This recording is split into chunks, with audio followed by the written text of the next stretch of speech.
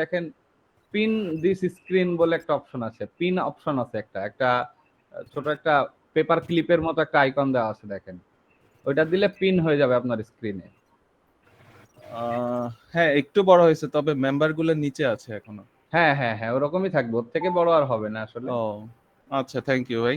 আচ্ছা, ঠিক আছে। আলিফ ভাই, আলিফ খান,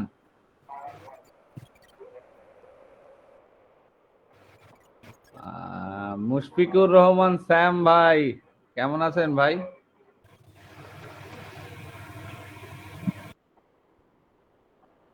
স্যাম ভাই,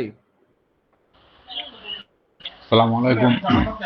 আছি আলহামদুলিল্লাহ ভালোই। আমরা তো এখন আসলে দুইটা ক্লাসের মধ্যে আমি আছি এই মুহূর্তে, আপনাকে একটা ডেমো দেখাই আর কি। আচ্ছা আচ্ছা, দাঁড়ান একটু।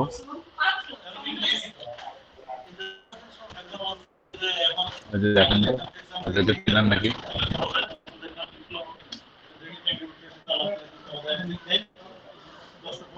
আরে এই বাবা, হলো ডেমো। আচ্ছা কে কে আপনারা ওখানে কারা কারা আছেন দেখি, সবার সাথে এখন একটু দেখি।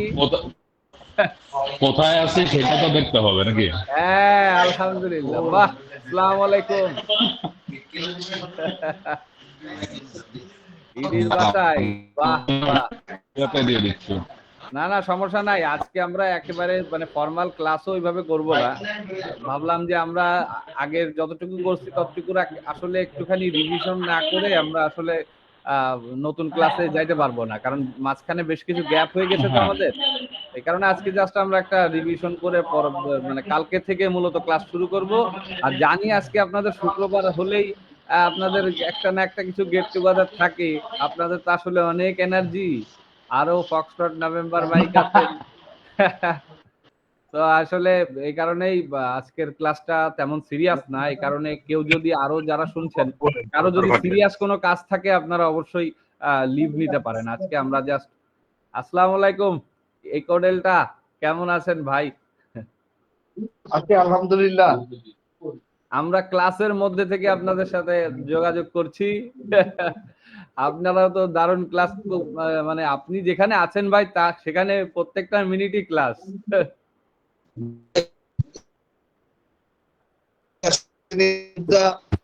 এটাকে একটু ঘুরে দেন না। আসসালামু আলাইকুম তুহিন ভাই। আসসালামু আলাইকুম দুরন্ত ভাই। ওয়ালাইকুম আসসালাম মির্জা আসিফ হচ্ছে ভাই। এটা কি সিস্টেম ভাই, অবস্থা হচ্ছে যে মাত্র এই যে যুদ্ধ শেষ করে ফিরলাম, এই ভাইদের সাথেই ছিলাম। এই যে পাপা ওয়ান বলছিল সবাই যার যার মতো বাড়ির রাস্তা মাপেন, বাড়ির রাস্তা মেপে যখন চলে আসলাম এটা দেখছি ভাইরা কিন্তু সুন্দর সুন্দর ঠিকই, কিন্তু একবারে বিশাল দিকে তো চলে গেছে। বাহ বাহ বাহ, দারুন দারুন। তাও ভালো যে না, এখন ভাবছিলাম যে ওইখানে যাবো, মানে মাথায় আছে হ্যাঁ যে খাইতে যাব নাকি দুরন্ত ভাইয়ের ক্লাসে যাব, কোনটা করব। দাদা এই কারণে আমি জানি এরকমটা হবে, এই কারণে আমি বলেছি অলরেডি যে আমাদের যাদের জরুরি কাজ আছে তারা আজকের ক্লাসটা আমরা জাস্ট মানে ঈদ পরবর্তী বা এই যে দীর্ঘ সময় পরবর্তী আমাদের একটা রিকানেকশনের অপরচুনিটিটা আমরা এখানে নিব। আরো এর আগের ক্লাসগুলোতে যা করছি সেগুলার আমরা একটা রিভিশন করব। অ্যাকচুয়াল ক্লাস আমরা একেবারে সিলেবাস অনুযায়ী কালকে শুরু করব, এই কারণে আজকে একটা সফট ক্লাস বলতে পারেন। আমরা আসলে আজকে আবার রিকানেক্ট করব আর কি সবার সাথে, ইনশাআল্লাহ ইনশাআল্লাহ ভাই, আবার এতদিন পর একসাথে হয়ে ভালো লাগছে। ট্যাঙ্গো ভিক্টর এবং ইকোডেলটাকে যেভাবে ধরে রাখছেন, আপনাদের তো জন্য আমার হিংসা হয়। আমি শিখতে পারতেছি না, আপনারা যেই পরিমাণে তাদের সাথে সময় পাচ্ছেন। আরে কিছুই নাই, আমাদের তো ইনস্ট্যান্ট পাপা ওয়ান বলে থাকে না, দেখেন কি হাসি মুখ নিয়ে ট্যাঙ্গো ভিক্টরের পাশে বসে মিচকি মিচকি হাসছে, দেখেন দেখতেছি কি কাহিনী। হ্যাঁ দেখতেছি ভাই, দেখতেছি। কে বলে থাকে না, কয় কি বাড়ি যান বাড়ি যান। কেমন আছেন নাজমা আপু? আলহামদুলিল্লাহ। এই আমার ব্লুটুথ না, এজন্য যে ও ডেল্টা ওয়ানেরটা দিয়ে এই যে ক্লাসে জয়েন হলাম। হ্যাঁ হ্যাঁ, আপনারা তো দারুণ সময় কাটাচ্ছেন। আমার আসলে মানে মাঝে মধ্যে আমার হিংসা হচ্ছে, আবার নিজের কাছে কষ্টও লাগছে যে আমি আসলে মানে খুব আমি সিরিয়াসলি চিন্তা করা শুরু করছি যে ঢাকায় ক্যারিয়ার শিফট করব কিনা। এই আপনাদের এই যন্ত্রণা। হ্যাঁ, go ahead, go ahead. আপনাকেও কিন্তু অনেক মিস করি। না, আসলে আজকের আসলে ক্লাসে আমার আশা করি যেমন মানে যেহেতু একটা গ্যাপ হয়ে গিয়েছে, সো একটু মানে আগের যে ক্লাসগুলো হয়েছিল ওগুলোর একটু মানে রিভাইজ হলে তারপরে আমাদের ক্লাসগুলো হ্যাঁ হ্যাঁ হ্যাঁ, আমরা সেটাই করব। আজকে জাস্ট আমরা একটু আগের ক্লাসগুলো শিটগুলোর উপর দিয়ে আরেকবার যাব, আমরা একটা ছোট্ট একটা রিভাইজ করে ফেলবো। আর কালকের ক্লাসটা আমাদের সবাই মিস করলে হবে না, কালকের থেকে আমরা পুরোপুরি সিলেবাসে আবার ব্যাক করব। আর ট্যাঙ্গো ভিক্টর দাদা কই? ট্যাঙ্গো ভিক্টরকে দেখতে চাই।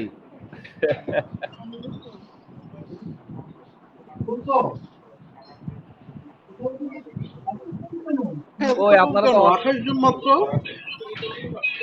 এই যে পলাশ ভাইটাই দেখতে পাচ্ছি। হ্যাঁ হ্যাঁ হ্যাঁ আবার বলেন দাদা, এখানে 28 জন কেন? এই জায়গায় তো এই কারণেই তো করতেছি দাদা, যে আজকের ক্লাস তো ওইভাবে আসলে 28 জনকে নিয়ে করা যাবে না।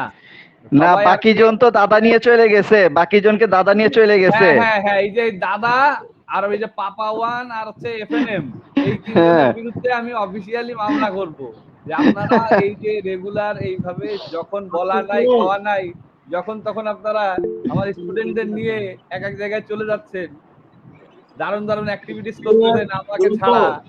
দাদা সবার সাথে কথা হচ্ছিল, সেটা হচ্ছে যে টাইমিংটা নিয়ে একটু প্রবলেম। জি দাদা, কাল থেকে সব 10টায় ক্লাস, 10টা থেকে ক্লাস শুরু করতে হবে, কারণ একটু বেশি দেরি হয়ে গেলে রাত হয়ে যাচ্ছে। না ওই কারণেই আপনাকেও আমরা এই ক্লাসে চাইছিলাম আজকে, ভালো হলো আপনারা পেয়ে গেলাম। তাহলে সমস্যা নাই দাদা, যদি 10টায় হয় আমার আসলে টাইম ফ্লেক্সিবিলিটি আছে, এই কারণে সবাই যদি 10টায় সবার জন্য ভালো হয় তাহলে 10টাই করব, কোনো সমস্যা নাই দাদা। এখন প্রশ্ন হচ্ছে কি, এই 28 জনই পরীক্ষা দিবে? এইটাই হচ্ছে বিষয় দাদা, এইখানটাই আমাদের ইমপ্রুভ করতে হবে। আমাদের রেজিস্ট্রেশনে প্রায় 200-র মতো থাকলেও আসলে ক্লাস কিন্তু আমি এখনো পর্যন্ত দাদা 70 মানে 68 থেকে 70 জনের বেশি পাইনি এখনো পর্যন্ত। না না, যদি সেটা যদি হয়, বাদ বাকি যারা আছে তাদেরকে রেজিস্ট্রেশন ব্যাক করে দিয়ে তাদেরকে রেজিস্ট্রেশনের বাইরে রাখো। এরকমই একটা সঠিক দাদা, এই ধরনের সরাসরি তাদেরকে মেল করে দাও যে ভাই আপনি যদি ক্লাস না করেন নিয়মিত, জি জি বুঝতে পারছি দাদা, কুইট করেন, কোনো দরকার নেই, কুইট করেন। ঠিক আছে দাদা, তাহলে দেখি এফএনএম এর সাথে কথা বলে মানে সবাই আর কি দাদা রেকর্ডিং এর প্রতি বেশি ঝুঁকে যাচ্ছে। এত রেকর্ডিং এর চেয়ে ক্লাস না করলে রেকর্ডিং, তাহলে তো আমরা রেকর্ডিং করে ছেড়ে দিতাম। আমরা ওই যে গুলিস্তানের মতো সিডি করে গুলিস্তানের 2 জনকে বসাই দিতাম যে প্রত্যেকদিন এখানে সিডি বিক্রি করেন, আর সবাই বলে দিতাম সিডি কেনেন নাকি। হ্যাঁ সঠিক দাদা, সঠিক। এটা তো সেটা যে জিনিস ক্লাস করতে হবে, ক্লাস না করলে পরীক্ষা দেওয়ার সুযোগ নাই। সঠিক দাদা, সঠিক। নিয়মিত ক্লাস করতে হবে। প্রয়োজনে কাল থেকে ভাই আগে সবাইকে একটু আবার অ্যাটেনশন দাও যে ভাই ক্লাস করেন, না হলে আপনি আপনার রেজিস্ট্রেশন উইড্র করেন। এই 6টা ক্লাস করছেন, 7টা ক্লাস করছেন, কোনো বিষয় না, কারণ আপনাকে তো সার্টিফিকেট দিতে হবে। বুঝতে পারছি। আজকে তুমি তাকে সার্টিফিকেট দেবে, সে পরীক্ষায় যে একদম ন্যূনতম কোনো কিছুই করতে পারবে না, তখন মান সম্মান তো নিজেদের নষ্ট হবে, লাভ কি?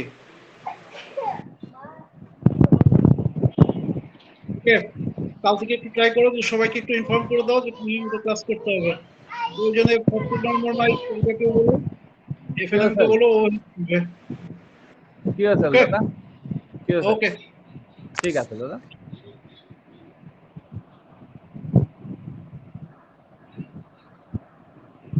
আচ্ছা, তাহলে বন্ধুরা সবাই কিন্তু ট্যাঙ্গো ভিক্টর দাদার আমাদের ক্যাপ্টেনের কিন্তু নির্দেশনা সবাই শুনলেন, যে আসলে টম ভাই ভালো লাগছে আপনাকে দেখে ভাই। আচ্ছা, আপনি কল ছুট কেন? আপনারও তো ওই রুমে থাকার কথা ছিল পাপা ওয়ানের সাথে। না তা ঠিক আছে, আমি একটু ব্যক্তিগত কাজে আজকে ব্যস্ত ছিলাম, যার জন্য ওনাদের সাথে আমি আজকে কোনোভাবেই জয়েন করতে পারিনি। এটা ফকেস্টার নাম্বার মাইকের সাথে আমার আগের দিন আপনার হুইস্কি আলফাতে কথা হয়েছিল। বুঝতে পারছি। আচ্ছা, এফএনএম কোথায়? এফএনএম এর আজ কয়দিন ধরে এফএনএম এর কোনো খোঁজ পাচ্ছি না। দুরন্ত ভাই, আমি একটু ফোন নিলাম, সেটা হলো আজকে প্রায় 30 জন। ছবিগুলো যেহেতু আমার ক্যামেরায় নাই, আমি তুলে দিয়েছি। ছবিগুলো আমি তুলছি, ফটোগ্রাফার আমি ছিলাম। ছবিগুলো সব দিয়েছি প্রেসিডেন্টের ফোনে। অতএব গ্রুপে গেলে বুঝবেন যে আসলে আপনাদের আমরা কতটা মিস করি। বিশেষ করে আকিফুল ভাই আসছিলেন, সে প্রত্যেকটা কথা আপনার নামই বলতেছিলেন। মানে এখন এইটার জন্য একটা প্রাণবন্ত একটা ব্যাপার হয়ে গেছে। বিকাল 5টা থেকে রাত 10টা, একদম 5 ঘন্টা আমরা একদম ধানমন্ডি 8 নম্বর পার্কে ঝুলানো অবস্থায় একটা, মানে ওকে কি বলে, এত সুন্দর চমৎকার একটা ফেলোশিপ, যেটা বাহ, আসলে বাহ। না দেখলে আসলে আমি আমি প্রচন্ড মিস করছি, প্রচন্ড মিস করেছি, কারণ ওই ডিঙ্গি হচ্ছে আমার এক বড় ভাইয়ের অফিস, মানে আমার রফিকুল ইসলাম বাবলা ভাইয়ের অফিস। বাবলা ভাইয়ের ওই অফিসে অনেক বেশি সময় কাটিয়েছি এবং আমার খুব পছন্দের একটা জায়গা, আর সেই জায়গাটাই আপনারা আজকে রবীন্দ্র সরোবরে যে দারুণ একটা করলেন, আড্ডা করলেন, আমি খুবই মিস করেছি। আমি চেষ্টা করি, মানে আজকেও এবং গত সপ্তাহের যে প্রোগ্রাম ছিল আপনাদের, আমি দুইটাতেই আমার আসলে জয়েন করার ইচ্ছা ছিল। আমি চাইছিলাম যে টুক করে যাব, যে প্রোগ্রামে জয়েন করে আবার রাত্রে বাসে আবার ব্যাক চলে আসবো, এরকম একটা চিন্তাও ছিল। কিন্তু আসলে আমাদের এখানে হচ্ছে আগামী 5ই জানুয়ারি হচ্ছে নির্বাচন, যার কারণে কিছু স্থানীয়, মানে চাইলে না চাইলেও আর কি বেশ কিছু কাজের চাপ নির্বাচনী কেন্দ্রিক বেঁধে গিয়েছে, যার কারণে জয়েন করতে পারিনি। তবে আমি কিন্তু সিরিয়াসলি আপনাদের কিন্তু সবাইকে বলছি, সিরিয়াসলি আমি ক্যারিয়ার ঢাকায় শিফট করার কিন্তু জন্য চিন্তা করতেছি। আপনাদের ভাবির হচ্ছে আমার ওয়াইএল এর সরকারি একটা চাকরির বা একটা চলতেছে, অলরেডি টিকেছে, ভাইভাও দিয়েছে। যদি সেটা মতে হয়ে যায় তাহলে খুব তাড়াতাড়ি ঢাকায় শিফট করব। সেটা আপনাদের, মানে আমার জন্য অনেক বেশি এক্সাইটিং হবে।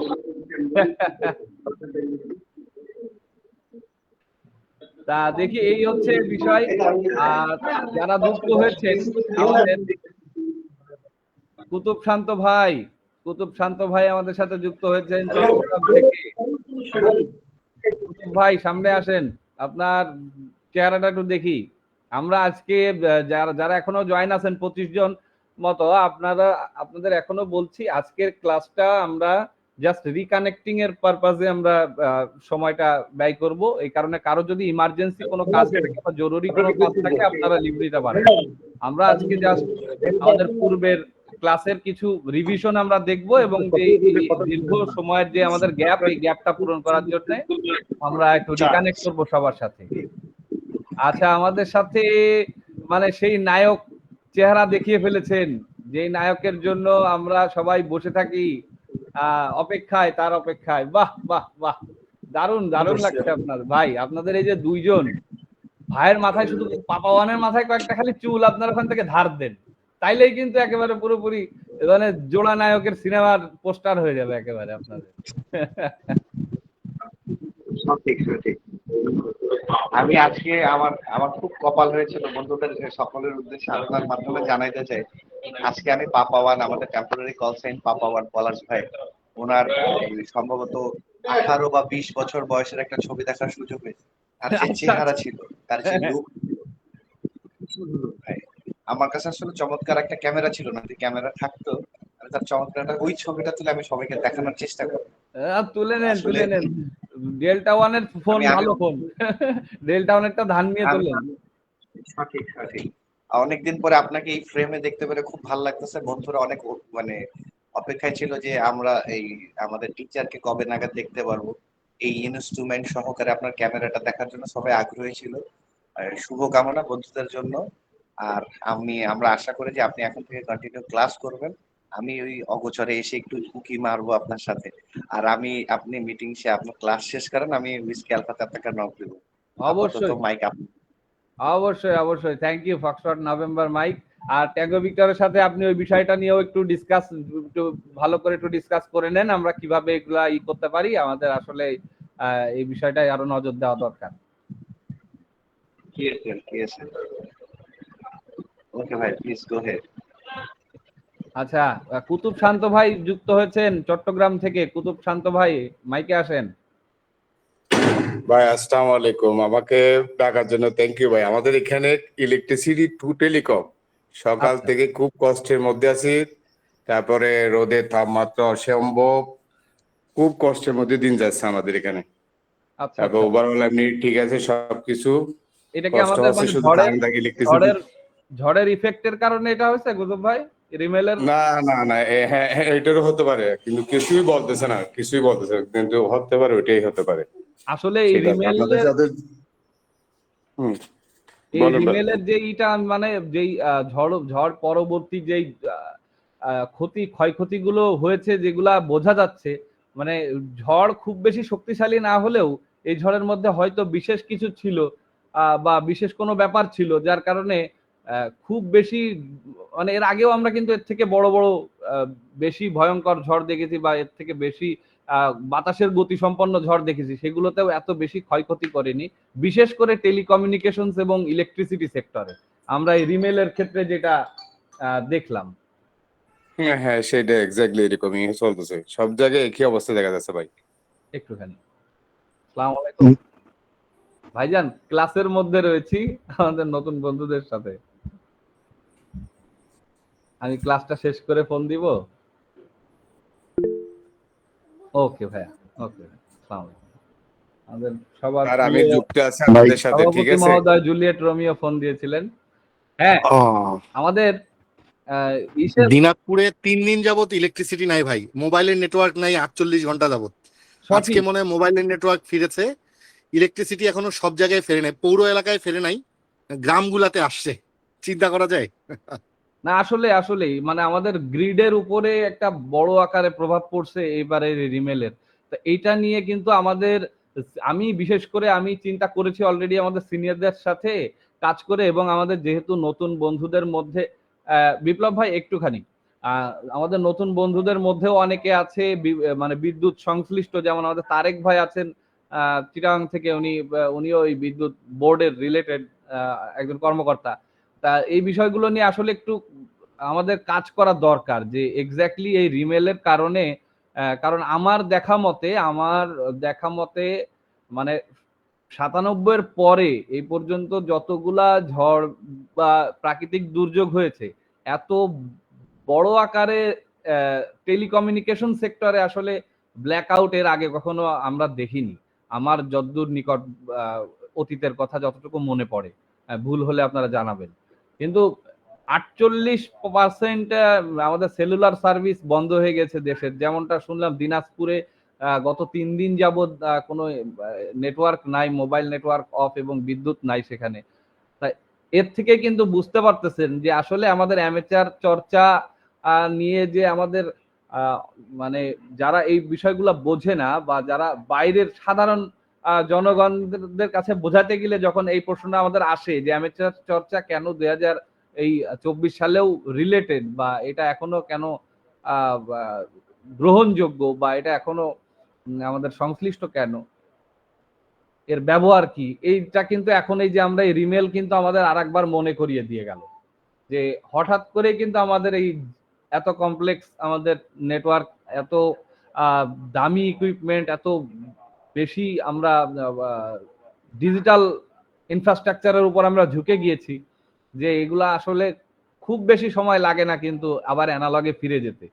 তাই এই কারণে দেখেন আল্লাহর রহমতে আমাদের এই রিমেলে কিন্তু আমি এখনো পর্যন্ত যতদূর জেনেছি তেমন কোনো প্রাণহানির ঘটনা খুব বেশি হয়তো ঘটেনি, দুর্ঘটনা বশত বা বন্যার কারণে হয়তো পরবর্তীতে আরো কিছু ক্যাজুয়ালিটি আসতে পারে, কিন্তু আমাদের কিন্তু তেমন বড় কোনো দুর্ঘটনা এখনো ঘটেনি রিমেলের কারণে। কিন্তু যদি ঘটতো, দেখেন আমরা কিন্তু অ্যাজ এ অ্যামেচার কমিউনিটি হিসেবে কিন্তু আমরা প্রস্তুত ছিলাম না, সত্যি বলতে কিন্তু তাই। আমরা যত যাই বলি না কেন, আমরা এখনো পর্যন্ত কিন্তু এরকম একটা ডিজাস্টার হ্যান্ডেল করার জন্য প্রস্তুত না। এটা ট্যাঙ্গো ভিক্টর দাদাও কয়েকবার আমাদের জেলোর যে নেটগুলা হয়েছে সেখানেও কিন্তু বলেছেন যে আমাদের এক সময় ন্যাশনাল ইমার্জেন্সি আমাদের একটা কন্ট্রোল রুম থাকবে, আমাদের এআরবির একটা সেন্ট্রাল একটা অফিস থাকবে, একটা বিল্ডিং থাকবে যেখান থেকে আমরা সারা বাংলাদেশের সিচুয়েশন আমরা হ্যান্ডেল করতে পারবো, সেখান থেকে আমরা ম্যানেজ করতে পারবো। তো এই জিনিসগুলো আসলে আমাদের এখনো করতে সময় লাগবে, এই কারণেই আমাদের হাতে কিন্তু খুব বেশি সময় নাই। আমি বলবো যে আমরা অনেকেই থিওরিটিক্যাল বিষয়গুলো না জেনে অনেক সময় ঝাঁপাই পড়ি, বা আমরা এই যে 2023-এর ব্যাচে আপনারা নতুনরাও অনেকে এই প্রশ্নটা অনেক সময় তোলেন যে আপনাদের নতুনদের মধ্যেও অনেকে অনেক বেশি জানে আমাদের 23-এর কল সাইন পাওয়া বন্ধুদের তুলনায়। আমি এটা দেখেছি, কিন্তু এটা আর আমরা এটা কিন্তু খুব সম্যকভাবে আমরা এই বিষয়ে মানে জ্ঞাত আছি, আমরা জানি। এটার কারণই কিন্তু হচ্ছে এই যে আমরা ট্যাঙ্গো ভিক্টর দাদা এবং আমাদের অ্যামেচার চর্চার এই যে কমিউনিটির আমাদের লিডার যাদের বলতে পারেন, আমাদের বয়োজ্যেষ্ঠ এবং আমাদের সিনিয়র যারা আছেন, তারা কিন্তু এই ডিসিশনটাই নিয়েছিলেন এই আমাদের 2023-এর পরীক্ষার আগে বিটিআরসির সাথে বসে, যে আমাদের কিন্তু আগে সংখ্যায় বাড়াতে হবে। যার কারণে আমাদের 2023-এর যারা আমরা অ্যামেচার রেডিও অপারেটর হয়েছি তার মধ্যে অনেকেই আমরা রেডিওর বেসিক কমিউনিকেশনের ধারণাও আমাদের নাই, কিন্তু আমরা কিন্তু কল সাইন নিয়ে বসে আছি। তো এই গ্যাপটা যাতে আর না হয় এই কারণেই কিন্তু আমাদের আপনাদের সাথে এই প্রয়াস। তা এইটা কিন্তু সফল করতে হলে কিন্তু আপনাদেরও সেই কোঅপারেশন আমাদের প্রয়োজন। আর আপনারা শিখেই কিন্তু যেই অপারেটর হবেন, এবং এর আগের যারা 2023-এর থেকে শুরু করে আপনারা যদি 2000 সাল পর্যন্ত বলেন, সেখানেও কিন্তু আসলে এতটা ভালোভাবে শিখে বুঝে মনে হয় না যে আমরা 20%ও আমরা অ্যামেচার রেডিও অপারেটর বের করতে পারছি শিখিয়ে। তা আপনাদের সাথে সেই প্রচেষ্টাটাই আমাদের। আর এই ঘূর্ণিঝড় আমাদের এই রিমেল কিন্তু আর একবার আমাদের সেই ধারণাটাই কিন্তু আর একবার আমাদের উপলব্ধি করাই গেল। তো আমাদের আরো বেশ কিছু বন্ধু যুক্ত হয়েছেন। কুতুব শান্ত ভাই জানাচ্ছিলেন আমাদের চট্টগ্রামের থেকে তার এলাকার সর্বশেষ আমরা আর যারা যারা বিভিন্ন জেলায় আছি ঢাকার বাইরে, আপনাদের সেখানকার পরিস্থিতিগুলো আমি শুনবো, আমার যশোরের পরিস্থিতিও জানাবো। যশোরে গতকালকেও বেশ ভারী বর্ষণ হয়েছে। তবে আমি বিপ্লব ভাই অনেকক্ষণ হাত তুলে রাখছিলেন, বিপ্লব ভাইকে একটু ডেকে নিতে চাই। বিপ্লব ভাই,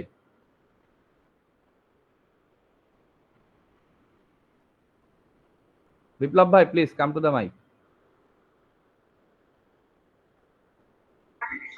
জি, আসসালামু আলাইকুম। ওয়ালাইকুম আসসালাম। হ্যাঁ, আমার একটা প্রশ্ন ভাইয়া আমার সিনিয়র ভাইদের প্রতি এবং আপনার কাছেও। আমরা তো এখন মানে পরীক্ষা দেই না দিই, কিন্তু এআরবির একটা মেম্বার, তো ছোটখাটো একটা মেম্বার তো আমরা। তো আমরা চাচ্ছি যে আমাদের জন্য একটা আইডি কার্ডের ব্যবস্থা করে দেওয়া হয়, এটার জন্যই। আচ্ছা, থ্যাংক ইউ। Thank you. হ্যাঁ বিপ্লব ভাই, ভালো একটা প্রশ্ন করেছেন। এই বিষয়টাই আমি কিছু গাইডলাইন আপনাদের দিয়ে দিতে চাই। সেটা হচ্ছে এআরএবি এবং এর আগের যেই আমাদের অ্যামেচার কমিউনিটির যেই সাধারণ যে প্রসেসটা, আমি এর আগ পর্যন্ত যা দেখেছি সেই হিসেবেই বলছি।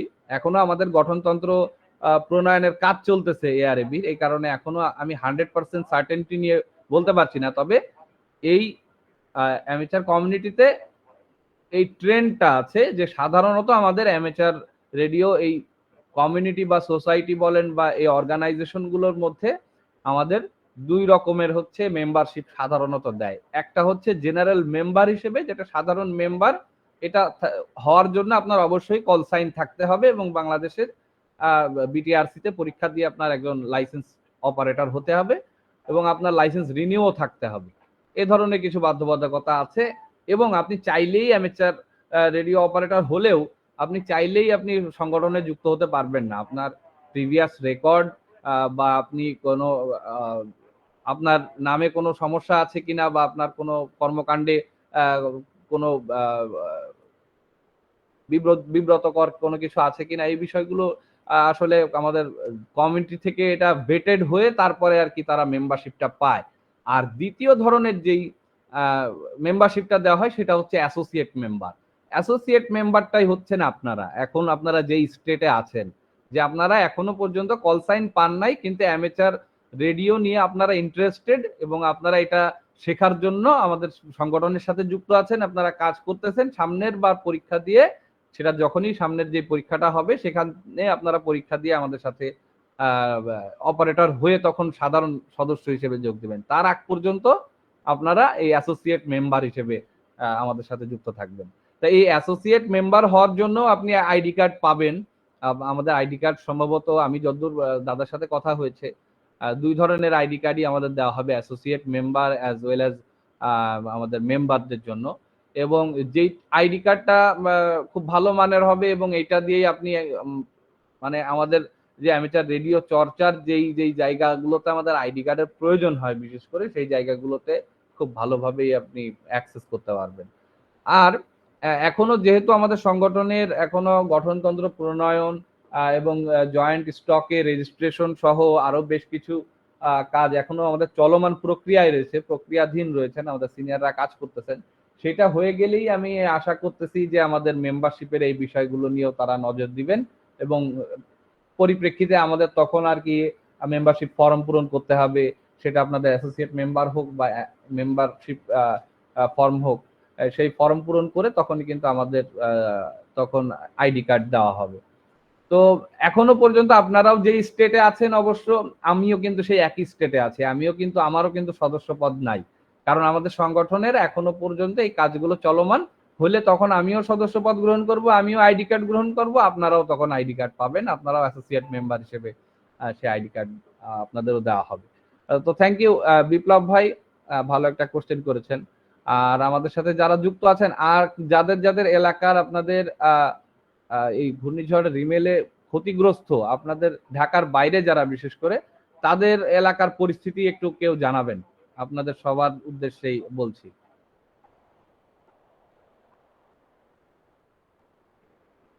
আমাদের সিলেট থেকে কেউ আছেন? এখানে সিলেট থেকে কেউ আছেন?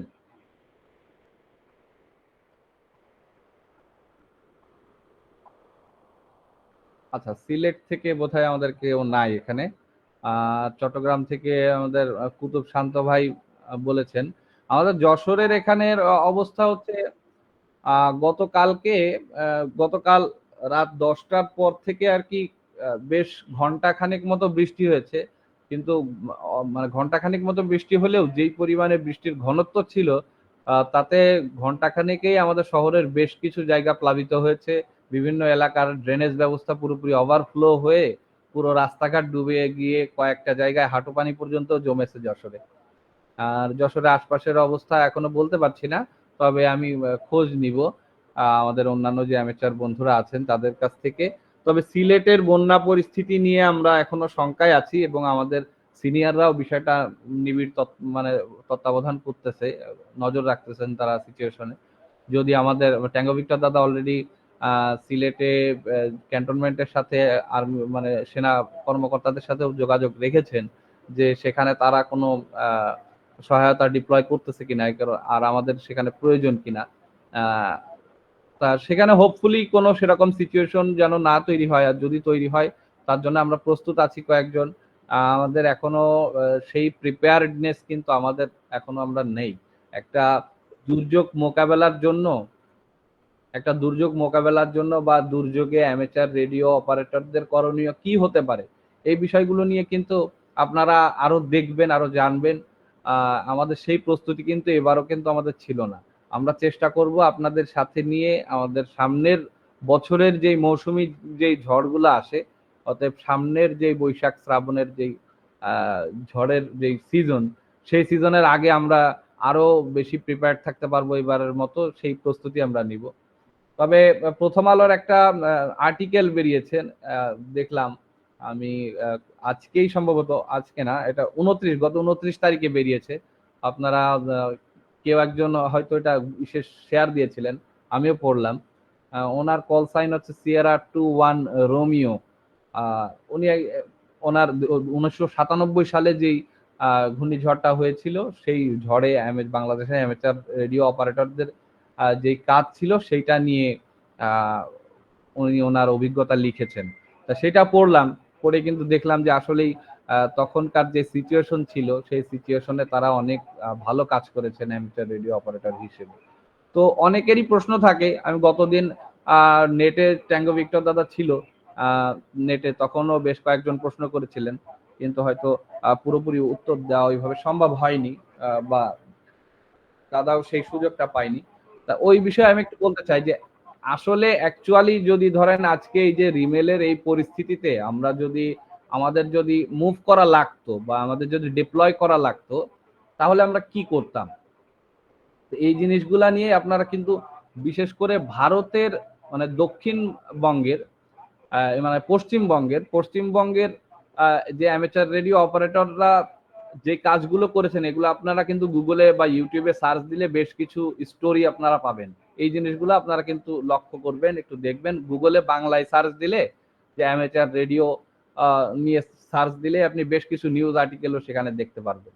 এই বিষয়গুলো আপনারা দেখবেন, সেখানে দেখলে দেখতে পারবেন যে অ্যামেচার রেডিও যে কার্যক্রম সেটা আমাদের বাংলাদেশের তুলনায় ওয়েস্ট বেঙ্গলে আরো বেশি, তো যার কারণে বাংলায় কন্টেন্ট ওদের আরো বেশি আছে, মানে নিউজ কন্টেন্ট বিশেষ করে। আপনারা এই জিনিসগুলো দেখবেন। তো তাহলে আপনারা বুঝতে পারবেন যে এক্স্যাক্টলি দুর্যোগকালীন পরিস্থিতিতে অ্যামেচার রেডিও অপারেটররা কিভাবে কাজ করে এবং কোথায় কোথায় করতে পারে। তা এর একটা উদাহরণ হিসেবে আমাদের ট্যাঙ্গো ভিক্টর দাদা কয়েক জায়গায় দিয়েছেন রেফারেন্সটা, সেটা আমি আরেকবার একটু বলতে চাই। সেটা হচ্ছে নেপালে যখন দুর্ঘটনা ঘটেছিল, নেপালে 2015 সালের যেই ভূমিকম্প হয়েছিল সেখানে কিন্তু এত বাজে অবস্থা হয়েছিল যে টেলিকমিউনিকেশনস এবং ইলেকট্রিসিটির গ্রিড পুরোপুরি অকেজো হয়ে যায়, এবং যেটা সর্বোচ্চ মনে হয় 4 দিন না 5 দিন পর্যন্ত তারা পুরোপুরি রিস্টোর করতে পারেনি, এরকম একটা সিচুয়েশন। তা সেইখানে সর্বপ্রথম বহির্বিশ্বের সাথে কিন্তু যোগাযোগ করেছিলেন একজন অ্যামেচার রেডিও অপারেটর। তিনি ভূমিকম্পের মাত্র 20 মিনিটের মাথায় ওনার ধ্বংসস্তূপের মধ্যে থেকে ওনার রেডিও এবং একটা ব্যাটারি এবং কোনো রকমে কিছু অ্যান্টেনা সামগ্রী বের করে নিয়ে সে একটা ভালো হাই লোকেশনে যেয়ে সেখানে তার এইচএফ রেডিওটা সেট করে তিনি সর্বপ্রথম কিন্তু কিওএসও করেন বাইরের দেশের একটা, আমার সম্ভবত এখন সঠিক মনে নাই, সিঙ্গাপুর অথবা মালয়েশিয়ান আরেকজন অপারেটরের সাথে উনি সর্বপ্রথম ফার্স্ট কিওএসও করেন। করে তখনই আর কি কিন্তু উনি জানাতে সক্ষম হন যে নেপালের এই ধরনের একটা বিরাট একটা ভূমিকম্প আঘাত হানছে এবং সেখানকার পুরোপুরি টেলিকমিউনিকেশনস নেটওয়ার্ক পুরোপুরি অকেজো হয়ে গিয়েছে এবং বিশ্বের সাথে পুরোপুরি সব ধরনের তাদের কানেকশন কাট অফ হয়ে গিয়েছে। তা এর আগ পর্যন্ত কিন্তু বহির্বিশ্বে কেউ জানতোই না যে নেপালে এরকম বড় একটা সিচুয়েশন হয়েছে বা সেখানে এক্সাক্ট ক্ষয়ক্ষতির পরিমাণ কি রকম। তা তখন আর কি ওই অ্যামেচার রেডিও অপারেটরের প্রথম ওই কিওএসওর কারণেই কিন্তু বহির্বিশ্ব থেকে সবাই জানতে পারে, এবং আমি যতদূর জেনেছি যে ওই নিউজ জানার পরে আশপাশের অন্যান্য যে কান্ট্রির যে অ্যামেচার রেডিও অপারেটররা ছিলেন তারাও কিন্তু তখন স্ট্যান্ড বাই ছিলেন। তারাও যেরকম আমাদের বাংলাদেশের সিনিয়র যারা ছিলেন যারা এইচএফ নিয়ে চর্চা করেন রেগুলার, তারাও কিন্তু তখন স্ট্যান্ড বাই ছিলেন যে নেপালের এই নিউজ তখন কিন্তু নেপাল থেকে তারা নতুন কোনো তথ্য পেলেই সেটা সাথে সাথে কিন্তু আবার রিলে করে অন্যান্য কান্ট্রিতে কিন্তু তারা ছড়িয়ে দিয়েছিলেন। তো এইভাবেই কিন্তু কাজ করে। 2015 সাল আর এখন 24 সাল এর মধ্যে আসলে গ্যাপটাও অনেক, তখন আসলে ইন্টারনেটের ব্যবহার এর থেকে অনেক কম ছিল। আর 1997 সালের যে অ্যামেচার রেডিও অপারেটরদের যেই 97 সালের যে ঘূর্ণিঝড়ের যে কার্যক্রম সেটা আপনারা দেখলে বুঝবেন, সেখানে টিএনটি ছাড়া আর কোনো রিলায়েবল কমিউনিকেশন তখন ছিল না। মোবাইল ফোন ও জিএসএমও তখন বাংলাদেশে প্রথম আসছে। তা নেপালের ঘটনাটা শেষ করি, যে নেপালে যখন এরকম হলো, তা উনি 20 মিনিটের মাথায় যখন ফার্স্ট কিওএসও করতে পারলেন তখন কিন্তু সাথে সাথেই বাইরের বিশ্ব থেকে এই নিউজ কিন্তু ছড়াই গেল, অ্যামেচার কমিউনিটির মধ্যে থেকে কিন্তু আস্তে আস্তে চারিদিকে ছড়াই গেল এবং প্রশাসনিক বিভিন্ন কর্মকর্তাদের কাছেও কিন্তু পৌঁছায় গেল। তখন তারা কিন্তু এইড পাঠানো শুরু করলেন নেপালে এবং নেপালের সাথে যোগাযোগের কিন্তু ব্যবস্থা করলেন। তখন এই পরিস্থিতিতে সহযোগিতার জন্য নেপালের যে অপারেটর যারা ছিলেন তারা তো মাঠে নেমেছেনই, এছাড়াও ভারতের একটা স্পেশাল বিমান বাহিনীর মানে ইন্ডিয়ান এয়ারফোর্সের একটা বিশেষ ফ্লাইটে করে ভারতের অ্যামেচার রেডিও অপারেটরদের তখন নেপালে নিয়ে যায়। 20 জন বা 25 জনের, আমি এক্সাক্ট নাম্বারটা বলতে পারতেছি না, এরকম 20 বা 25 জনের এরকম একটা টিম নিয়ে যায় ভারতের বিমান বাহিনী, তাদের নিজস্ব আলাদা চার্টার মিলিটারি ট্রান্সপোর্ট বিমানে করে তাদের নিয়ে যাওয়া হয় নেপালে, শুধুমাত্র নেপালের এই ভূমিকম্প সিচুয়েশনে কমিউনিকেশন এস্টাবলিশ করার জন্য। তাহলে বুঝতে পারতেছেন যে এখানে কিন্তু মিলিটারি তারা যে কিন্তু ডিরেক্ট মিলিটারি সাপোর্ট দিয়েও কিন্তু করতে পারতো, কিন্তু অ্যামেচার রেডিও অপারেটরদের আগে কিন্তু কেউ করতে পারবে না, এইটা আপনাকে মানতে হবে। কারণ আপনি একজন সৈনিক যে টেলিকমিউনিকেশন ইউনিটে কাজ করে একটা সেনাবাহিনীর, সে তার বিভিন্ন ট্রেনিং এর মাধ্যমে যতটুকু শেখে সেগুলো খুবই সীমিত পরিমাণে শেখে এবং সেগুলো খুবই ন্যারো, মানে তাদের এক্স্যাক্টলি যেই ব্র্যান্ডের তারা রেডিও ব্যবহার করে সেই ব্র্যান্ড স্পেসিফিক ভাবে তারা হচ্ছে ট্রেনিং গুলা নেয়। এবং এই কারণেই কিন্তু দেখবেন যে আর্মি বা প্রশাসনের ডেলি কিন্তু রেডিও চেঞ্জ করে না ওরা। ওরা একটা রেডিও দিয়েই 15-20 বছর 30 বছর চালাই যায়, যার কারণ হচ্ছে যে যাতে ওই জিনিসটা স্টেবল থাকে, সব সৈনিকরে একই জিনিস শেখানো যায় এবং বেশি কিছু যাতে না শিখতে হয়। তো এই কারণে কিন্তু চাইলে কিন্তু তখন ইন্ডিয়ান সেনাবাহিনী কিন্তু, ভারতীয় সেনাবাহিনী কিন্তু তাদের যে টেলিকমিউনিকেশনস এর জন্য তাদের যে স্পেশাল ইউনিট আছে, কমিউনিকেশনের জন্য যে সিগন্যাল ইউনিট আছে, সেই ইউনিট কিন্তু ডিপ্লয় করতে পারতো। কিন্তু তারা অ্যামেচারদের কেন নিয়ে গেল? কারণ তারাও খুব ভালো করে জানে যে একজন একেবারে পুরোপুরি সেখানে আর্মি থেকে বা সেনাবাহিনীর একটা স্পেশালাইজ নেটওয়ার্ক করতে যে সময় লাগবে বা যে রিসোর্স লাগবে, তার থেকে অ্যামেচার রেডিও অপারেটরদের পাঠাই দিলে তাদের কোনো এক্সট্রা কোনো সহযোগিতাও দেওয়া লাগবে না, তাদের কোনো ইকুইপমেন্ট দেওয়া লাগবে না, তাদের কোনো ট্রেনিং দেওয়া লাগবে না। তারা জানে এক্স্যাক্টলি কি করতে হবে, কোথায় যেতে হবে, কোথায় টাওয়ার সেট করতে হবে, কি সেট করতে হবে, কোন কোন ফ্রিকোয়েন্সিতে কথা বলতে হবে, কাদের সাথে কথা বলা জরুরি, এই বিষয়গুলো তারা পুরোপুরি অভ্যস্ত এই বিষয়গুলো নিয়ে। এই কারণে কিন্তু তখন ভারত সরকার থেকে সিদ্ধান্ত নেয় এবং ভারতীয় যে অ্যামেচার রেডিও অপারেটরদের যে সংগঠনগুলো আছে, দেখেন অনেকেই মনে করেন যে সংগঠনের আসলে প্রয়োজন কি? সংগঠন অ্যামেচার রেডিও অপারেটর তো আপনাকে একক ব্যক্তি লাইসেন্স দিচ্ছে সরকার, তাই না? কিন্তু তাহলে আমাদের অ্যাসোসিয়েশনের প্রয়োজন কি বা সংগঠনের প্রয়োজন কি? সংগঠনের প্রয়োজনটা কিন্তু এখানেই, যে এই যে ভারতীয় সেনাবাহিনীর যখন এই সিচুয়েশনে পড়লো, তখন কিন্তু সরকার প্রথমে কিন্তু কন্ট্যাক্ট করেছেন হচ্ছে অ্যামেচার রেডিও অপারেটরদের যেই সংগঠন, সেই সংগঠনের সাথে কিন্তু কথা বলেছেন, ইন্ডিয়ান যেই জাতীয় সংগঠন, সেই জাতীয় সংগঠনের সাথে কথা বলেছেন। এবং তখন জাতীয় সংগঠনগুলো তাদের যে আঞ্চলিক এবং তাদের যে স্টেটের যে প্রত্যেকটা স্টেটের আলাদা আলাদা যেই সংগঠনগুলো আছে, সেগুলোর সাথে কিন্তু তারা তখন কন্ট্যাক্ট করেছেন, করে প্রত্যেকটা অ্যামেচার রেডিও ক্লাব পর্যায় পর্যন্ত ভারতে, আমি ভারত শুধু ভারতে বলে না, বাইরের কান্ট্রিগুলোতেও প্রত্যেকটা ক্লাব পর্যায়েও তাদের একটা আলাদা একটা লিস্ট করা থাকে, যে হঠাৎ করে যদি কালকেই বা এখনই এই সামনের নেক্সট আওয়ারে যদি কোনো একটা দুর্ঘটনা ঘটে, কোন 5 জন দৌড় দিবে আমাদের এই যশোরের কমিউনিটি থেকে, যে যশোরে আমরা যে 5 জন আছি তার মধ্যে থেকে মানে হঠাৎ করে কোনো দুর্ঘটনা ঘটলে কে কে রওনা দিবে, কি কি নিয়ে রওনা দিবে, এটা নিয়ে কিন্তু প্রত্যেকটা ক্লাব পর্যায়ে তাদের একটা প্রস্তুতি নেওয়া থাকে। এই প্রস্তুতি দুই ভাবে নেওয়া হয়, এক হচ্ছে যে কি কি কমিউনিকেশন ইকুইপমেন্ট আমাদের লাগবে সেটার একটা রিজার্ভ রেখে দেওয়া, এবং যেটা আমরা ধরবো না, সাধারণ কোনো কমিউনিকেশনে প্রত্যেক দিন আমরা সেটা কিন্তু ব্যবহার করি না, সেটা জাস্ট রিজার্ভ করা থাকে। একটা ব্যাটারি বলেন, একটা রেডিও ট্রান্সিভার বলেন, একটা অ্যান্টেনা বলেন, ওইগুলা রেগুলার ধরা হয় না, ওইগুলা রেগুলার মেনটেন করে রেখে দেওয়া হয় একটা জায়গায়, যে কোথাও কোনো সমস্যা হওয়ার সাথে সাথে আমি ওইটা নিয়ে দৌড় মারবো, আমি জানি যে ওইটা অ্যাক্টিভ, পুরোপুরি রেডি আছে, আমি নিয়ে দৌড় মারলেই ওইটা ডিউটির জন্য একেবারে প্রস্তুত।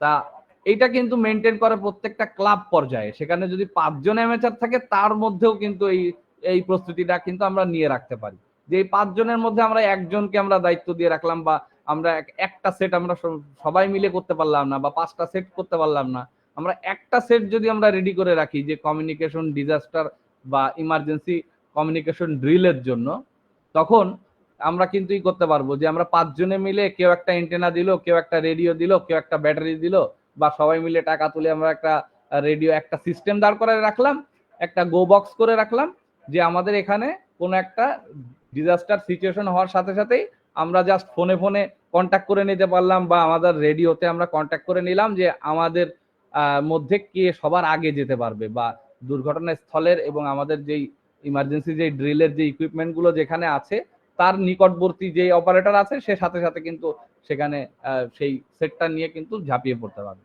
তো এই জিনিসটাই কাজে লাগিয়েছিল কিন্তু ভারতীয় সেনাবাহিনী। তখন তারা হচ্ছে অ্যামেচার অপারেটরদের যে সংগঠনগুলোর সাথে তারা কন্ট্যাক্ট করেছিলেন, তারা আবার তাদের স্টেট ওয়াইজ এবং তাদের ডিস্ট্রিক্ট ওয়াইজ, জেলা পর্যায়ের এবং বিশেষ মানে ক্লাব পর্যায়ে প্রত্যেকটা অর্গানাইজেশনের সাথে কিন্তু তারা তখন যোগাযোগ করেছিলেন, এবং যোগাযোগ করে তাদের কিন্তু এরকম একটা স্পেশালাইজ টিম তৈরি করেছিলেন, যে আমাদের ভারত থেকে যেহেতু 20 জন যাবে, কোন 20 জন যাবে বা কোন 20 জনকে সবার আগে পাঠাতে আমরা পারবো, এবং শুধু পাঠালেই তো হচ্ছে না, সেখানে তো আমরা ঘুরতে যাচ্ছি না, আমাদের কমিউনিকেশন এস্টাবলিশ করতে হবে, বড় গুরু দায়িত্ব নিয়ে যাচ্ছি, সেটা পালন করতে পারবে এরকম টেকনিক্যালি কেপেবল লোকই তো আমার ওখানে পাঠাতে হবে। তা এইটারও কিন্তু একটা তালিকা প্রত্যেকটা ক্লাব তারা কিন্তু মেনটেন করে, যে আমার ক্লাবের থেকে একজন লোক যদি চাওয়া হয় সরকার থেকে, আমি কাকে পাঠাবো, এই জিনিসটাও কিন্তু প্রত্যেকটা ক্লাব তখন কিন্তু এটা কিন্তু মেনটেন করে বাইরের প্রত্যেকটা কান্ট্রিতেই। তা এটাকে আমেরিকা বা এআরএল এর যে আছে, ওদের যে স্ট্যান্ডার্ড আছে, সেখানে রেসেস অপারেটর বলে, RACES এই ধরনের, এটার পুরো একটা মিনিং আছে, আপনারা দেখবেন। এটা হচ্ছে সম্ভবত রেডিও ইমার্জেন্সি এরকম কি একটা যেন প্রোটোকল, আমি সঠিক এখন মনে নেই।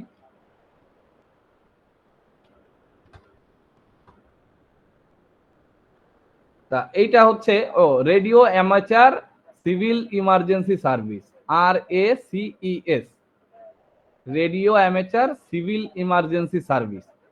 এই রেসেস একজন অপারেটর থাকে প্রত্যেকটা ক্লাবে, যে এরকম কোনো ইমার্জেন্সি সিচুয়েশন হলেই এই অপারেটর তখন সবার আগে আমরা পাঠিয়ে দিব, সেন্ড করব, অথবা উনি আর কি এই কোঅর্ডিনেট করবেন, এই দায়িত্বগুলো বন্টন করবেন বা এই অপারেশনগুলো লিড করবেন।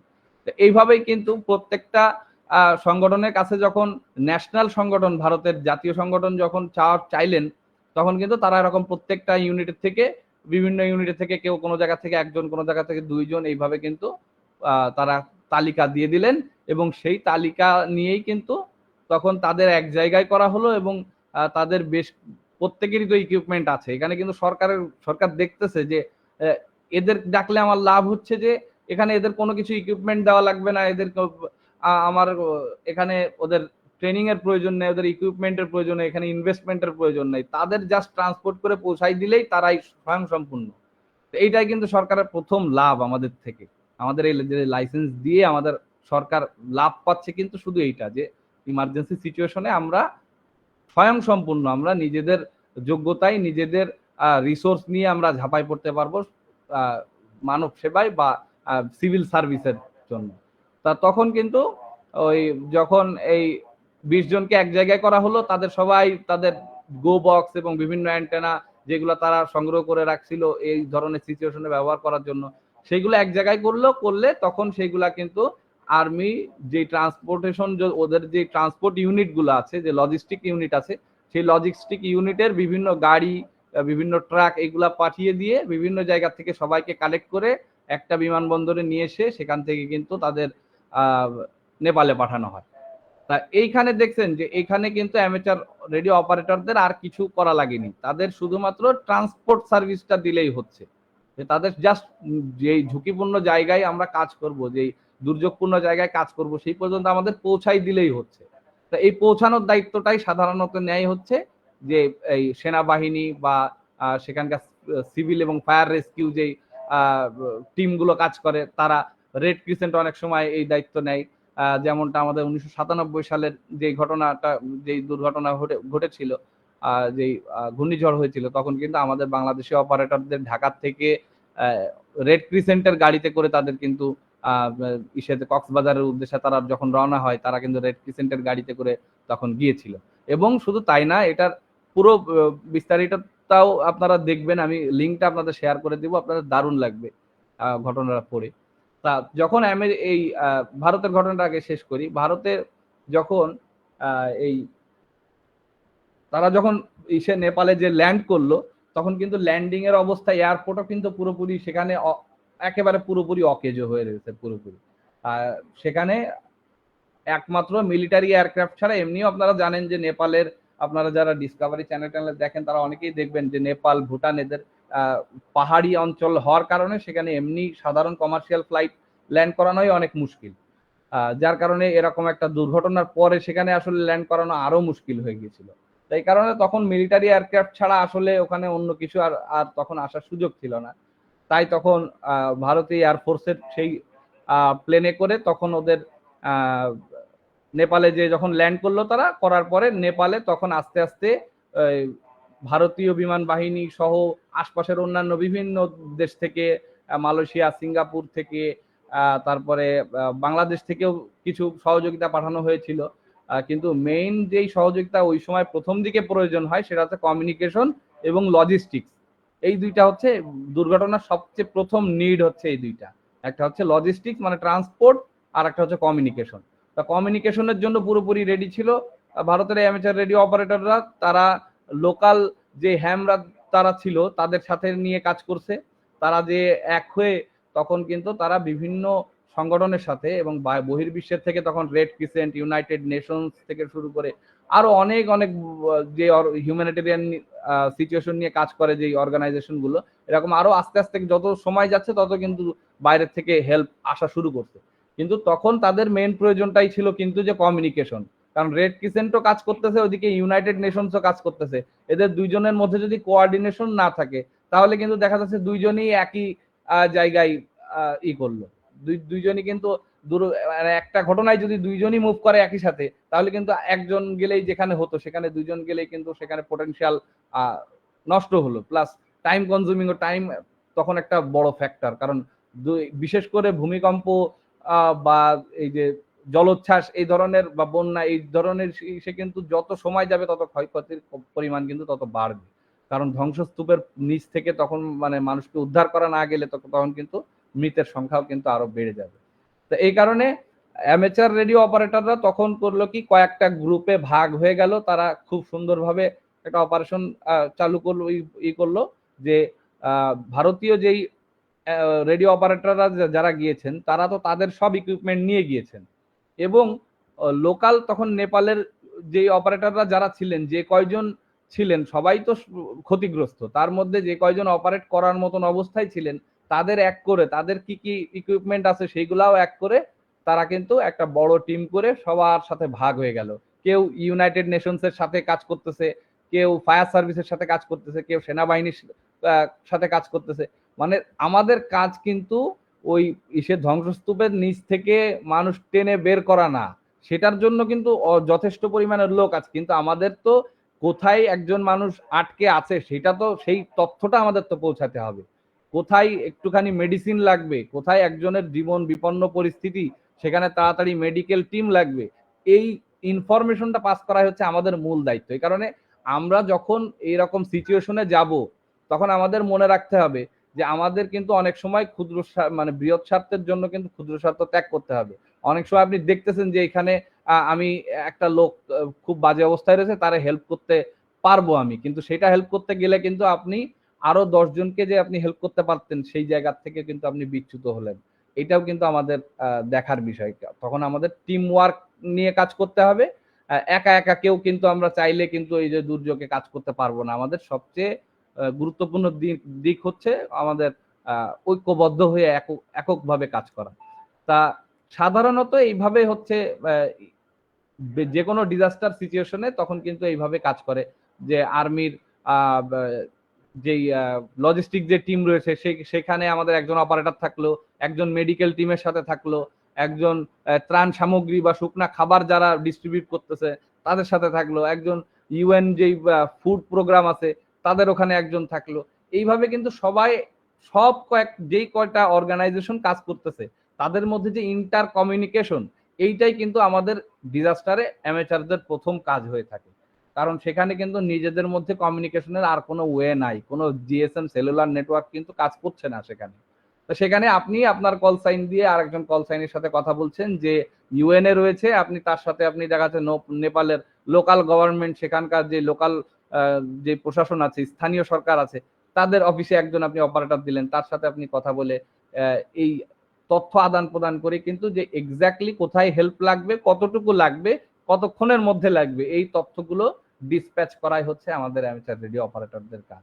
তো এই স্টোরিটা কিন্তু এখনো পর্যন্ত আমাদের অ্যামেচার রেডিও কমিউনিটিতে ইন্টারন্যাশনালি এটা খুব সমাদৃত একটা ঘটনা, এবং এই অপারেশনটা খুবই সাকসেসফুল অপারেশন হিসেবে ধরা হয়। আর 1997 সালের বাংলাদেশের যে অপারেটরদের যেই কাজ সেটা সম্পর্কে যদি একটু বলি,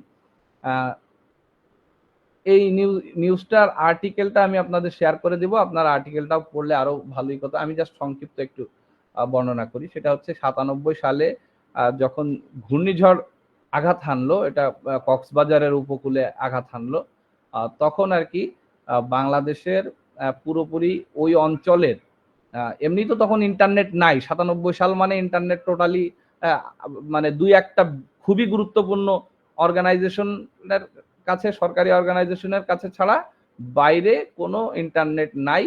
সেখানে কম্পিউটারের ব্যবহারই অনেক কম, সেখানে ইন্টারনেট তো দূরের কথা। আর জিএসএম সবে মাত্র শুরু হয়েছে, শুধুমাত্র কয়েকটা বিভাগীয় শহরে তখন ওই যে গ্রামীণ সেবা, গ্রামীণ আর হচ্ছে সেবা টেলিকমের কার্যক্রম কেবলমাত্র শুরু হয়েছে।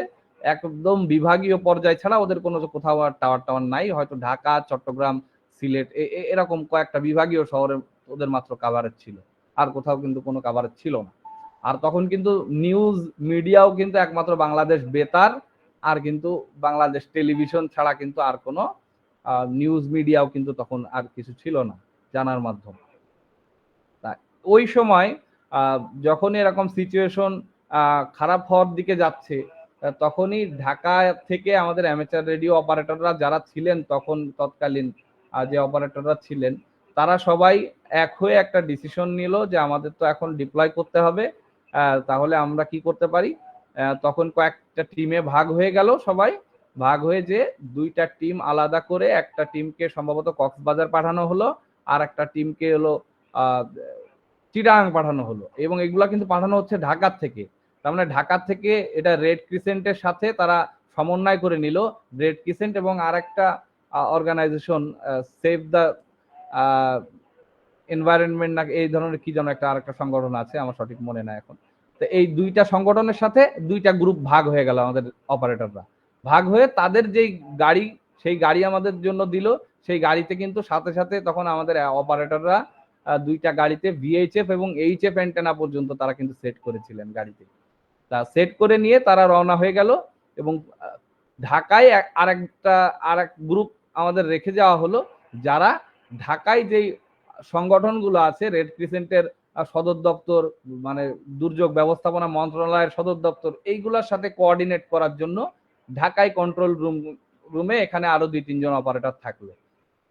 তখন কি করলো তারা, কিন্তু যখন এর প্রথমের দিকে এনারা ভিএইচএফ এ কমিউনিকেশন করতেছিলেন, এটা কুমিল্লা পর্যন্ত ওনারা সম্ভবত ঢাকার সাথে কুমিল্লা পর্যন্ত ওনারা ভিএইচএফ এই 59 আর কি তারা কিওসও করতে পারছে, তাদের সিচুয়েশন জানাতে পারছে। কিন্তু কুমিল্লা পার হয়ে যাওয়ার পরে ভিএইচএফ এর কিন্তু রেঞ্জ আপনারা জানেন যে ভিএইচএফ ইউএইচএফ কিন্তু লং রেঞ্জ কমিউনিকেশন না, আসলে লং রেঞ্জ কমিউনিকেশন হচ্ছে আমাদের এইচএফ কমিউনিকেশন।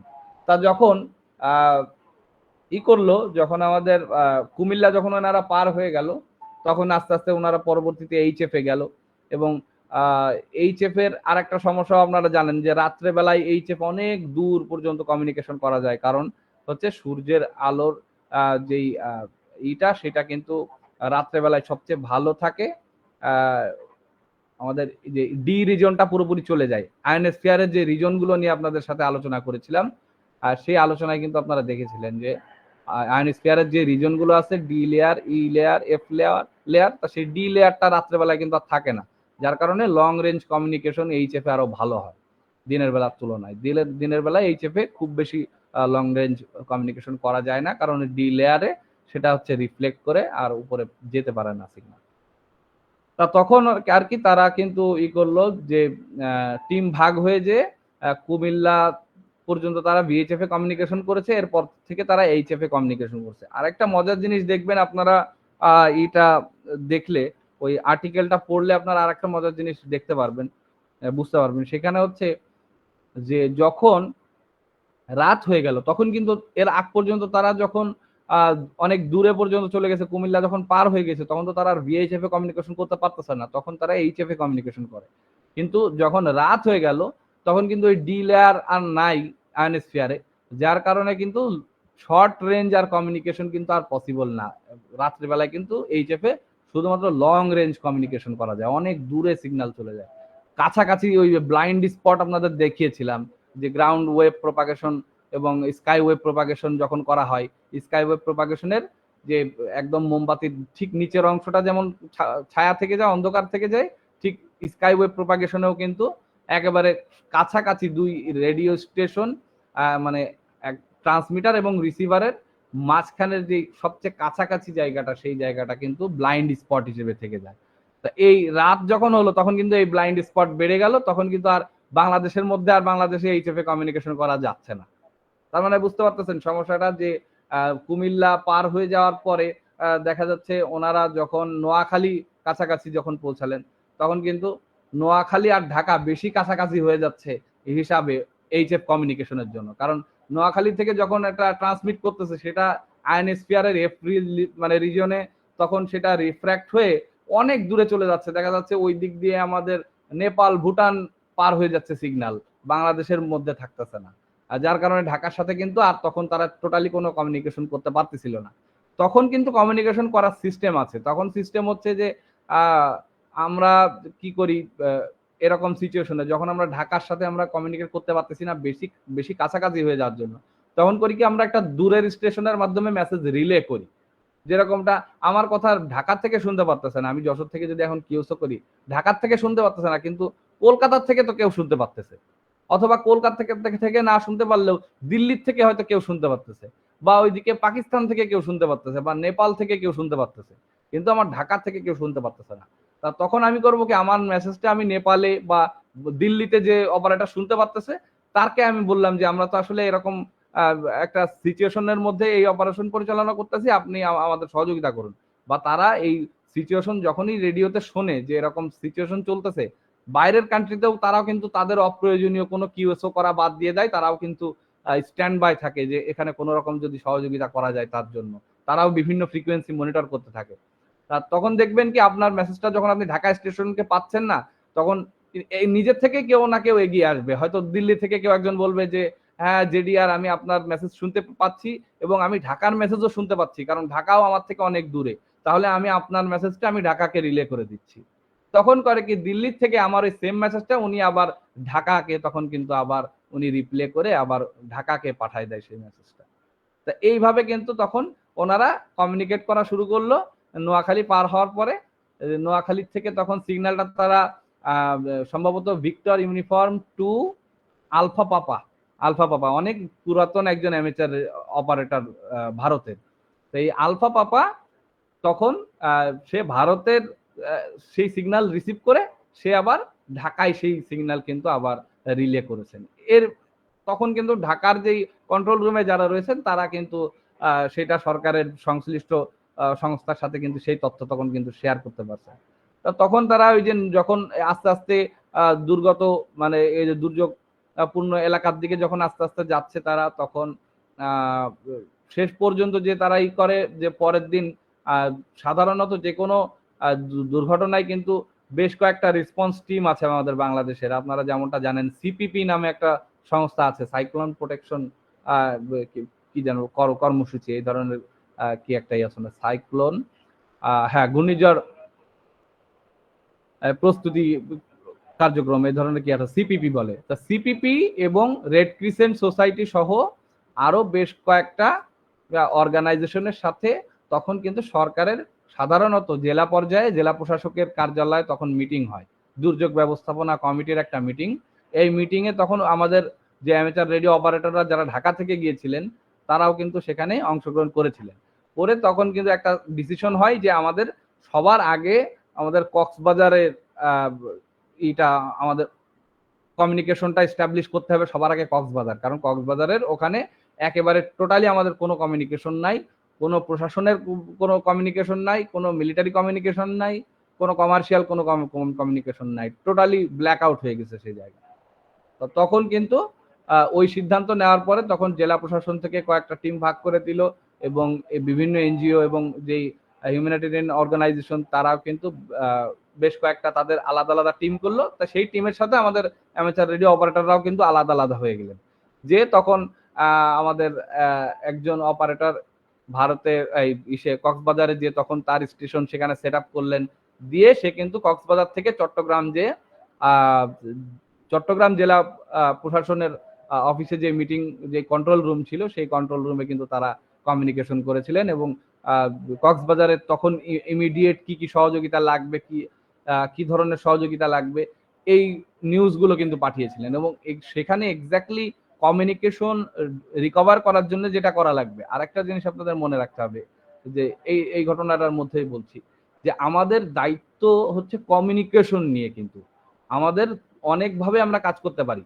আমরা কিন্তু ওখানে খাবার সংগ্রহ করতে পারি, আমরা ডাইরেক্ট খাবার দিতে পারি, বা মেডিসিন দিতে পারি, যেখানে উদ্ধার করা লাগবে কাউকে উদ্ধার করতে পারি। কিন্তু আমাদের কিন্তু এই জিনিসটা ভুলে গেলে চলবে না যে আমাদের মূল দায়িত্ব কিন্তু, আমাদের প্রধান এবং সবচেয়ে গুরুত্বপূর্ণ দায়িত্ব কিন্তু কমিউনিকেশন এস্টাবলিশ করা। এক্স্যাক্টলি আপনাকে কাউকে উদ্ধার করার থেকে আপনার বেশি জরুরি উদ্ধারকারী টিমের সাথে কন্ট্রোল রুমের কমিউনিকেশন করায় দেওয়া আপনার। এই জিনিসটা কিন্তু আমাদের ভুলে গেলে চলবে না। অনেকেই এই জিনিসটা কিন্তু গোলায় ফেলে যে আমরা ডিরেক্টলি পার্টিসিপেট করতে গিয়ে আমাদের মূল যে দায়িত্ব সেই জায়গা থেকে সরে আসি অনেক সময়। এরকমটা মানে বিগত কয়েকটা অপারেশনেও আসলে দেখা গেছে, কয়েকজন এরকমও করছে। তারা মেন কমিউনিকেশন এস্টাবলিশ না করে তারা ডাইরেক্ট নিজেরা সহযোগিতা করা শুরু করছে। কিন্তু সেটা করতে গেলে সেটা আপনি অবশ্যই করবেন, কিন্তু সেটা করতে গেলে কিন্তু আপনি বৃহৎ পিকচারটা আপনি কিন্তু দেখতে পারলেন না। আপনি আমাদের মূল যে সম্মিলিত প্রচেষ্টায় সেটাই কিন্তু আপনি অংশগ্রহণ করতে পারলেন না বা ব্যাহত হলো সেটা। তা তখন আমাদের কক্সবাজারের ওই টিম যে তখন প্রথমই করলেন হচ্ছে যে সেখানকার সাথে মানে আমাদের অন্যান্য অঞ্চলের সাথে টিএনটি যোগাযোগ ছিল তখন, কিন্তু কক্সবাজারের সাথে একেবারে টোটালি মানে এটা ঘটনার সম্ভবত 1 দিন বা 2 দিন পরের ঘটনা বলতেছি। তখনও কিন্তু ইসের সাথে মানে কক্সবাজারের সাথে ঢাকা এবং চিটাগাংয়ের টেলিফোন যোগাযোগ একেবারেই নষ্ট হয়ে গেছে। তা আমাদের অ্যামেচার রেডিও অপারেটররা গিয়ে তখন সেখানে কিন্তু প্রথমে গিয়েছে টেলিফোনের টাওয়ারটার কি হয়েছে সেটা দেখার জন্য। সেখানে যে কিন্তু তারা দেখছে যে টেলিফোনের যে মাইক্রোওয়েভ লিঙ্ক, সেই লিঙ্কের ওখানে যে ব্যাটারি ব্যাকআপ ছিল এবং যে তাদের যে পাওয়ার জেনারেটরের ব্যবস্থা ছিল সেগুলো পুরোপুরি অকেজ হয়ে গেছে, কিছু অ্যান্টেনা নষ্ট হয়ে গেছে।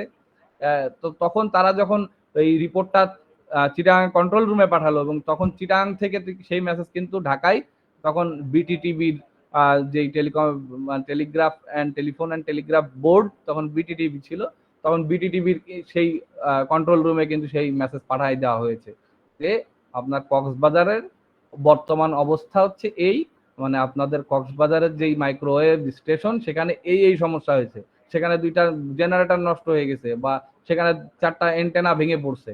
তাহলে কি হলো, বিটিটিভি এক্স্যাক্টলি জানলো যে ওখানে আমার কি সমস্যা হয়েছে, আমার কি রিসোর্স দিয়ে আমার ইঞ্জিনিয়ার ওখানে পাঠাতে হবে তাড়াতাড়ি কমিউনিকেশনটা এস্টাবলিশ করার জন্য। তা আমরা কিন্তু এই কাজগুলো সবার আগে করি। তা এছাড়াও এগুলো হচ্ছে আমাদের হচ্ছে মানে প্রথম প্রায়োরিটির মধ্যে অন্যতম, যে অন্য কোনো কমিউনিকেশন সিস্টেম সেখানে আছে কিনা এবং সেই কমিউনিকেশন সিস্টেমটাই কিছু করা যায় কিনা সেটার দিকেও আমরা নজর রাখবো। কিন্তু ওখানে কিন্তু আপনার বেশি নজর দিলেও হবে না, কারণ একটা বিটিসিএল এর বা বিটিটিভির টেলিফোন নেটওয়ার্ক আপ করা কিন্তু আপনার দায়িত্ব না। আপনার দায়িত্ব অতটুকুই যে আপনার টেলিফোন নেটওয়ার্কে এই সমস্যা হয়েছে, আমরা মানে আপনাকে এটা যদি বলে কন্ট্রোল রুম থেকে যে আমাদের এখন ওই জায়গাটায় বিটিটিভির যে টেলিফোন টাওয়ার আছে সেখানে কি হয়েছে আমাদের দেখা প্রয়োজন, আপনাদের একজন সদস্য সেখানে পাঠান। তা না হলে কিন্তু আমরা সেদে যে কারোর এইভাবে কিন্তু তাদের নেটওয়ার্ক আমাদের রিপেয়ার করা কিন্তু আমাদের দায়িত্ব না। আমাদের দায়িত্ব হচ্ছে প্রশাসনের যেইখানে কমিউনিকেশন দরকার সেইখানে কমিউনিকেশন দেওয়া, উদ্ধার কাজ এবং এই ধরনের হিউম্যানিটেরিয়ান কাজ পরিচালনার জন্য। তা এই হচ্ছে আমাদের 97 তখনকার ডিজাস্টারের ঘটনা। তখন কিন্তু তারা খুব দারুণ একটা সাকসেস হয়েছিল, এটা বাংলাদেশের অ্যামেচার রেডিও চর্চার একটা দারুণ ঘটনা। এবং এরপর থেকেও কিন্তু মানে এর আগে যে সরকারের সাথে অ্যামেচার রেডিও অপারেটরদের যে ক্লাসটা ছিল, যে এটা অনেক সেন্সিটিভ বিষয়, এটা দেওয়া যাবে না, এই ধরনের যে মানে ভিউটা ছিল, যে দৃষ্টিকোণটা ছিল, দৃষ্টিভঙ্গি ছিল, সেটা কিন্তু অনেকাংশে চেঞ্জ হয়েছিল এই ঘটনায় অ্যামেচার রেডিও অপারেটরদের ভূমিকা দেখার পর। তা আপনারা অ্যামেচার রেডিও অপারেটরের এই ইতিহাসগুলো সম্পর্কে জানবেন, আপনারা আরো দেখবেন। আর এটা এখন যদি আমি বলি যে আজকের এই রিমেলের এই সিচুয়েশনে আমি যশোর যদি এরকম একটা পরিস্থিতিতে পড়তো, আমি যশোরের উদ্দেশ্য মানে উদাহরণ দিয়ে যদি বলি যে যশোরে আমার এখানে যদি কোনো এই রিমেলে যদি এই ধরনের কোনো সিচুয়েশন হতো তাহলে আমি কি করতাম, আমার কি প্রস্তুতি নেওয়ার ছিল। দেখেন, প্রথমত হচ্ছে দুর্যোগ ব্যবস্থা, যে কোনো দুর্যোগে আমাদের, সবাই শুনতে পাচ্ছেন তো আমাকে? অনেকক্ষণ ধরে কথা বলে যাচ্ছি তো। হ্যাঁ, 5959 থ্যাংক ইউ। মানে শিওর হয়ে নিলাম যে আপনারা ঘুমাই যাননি।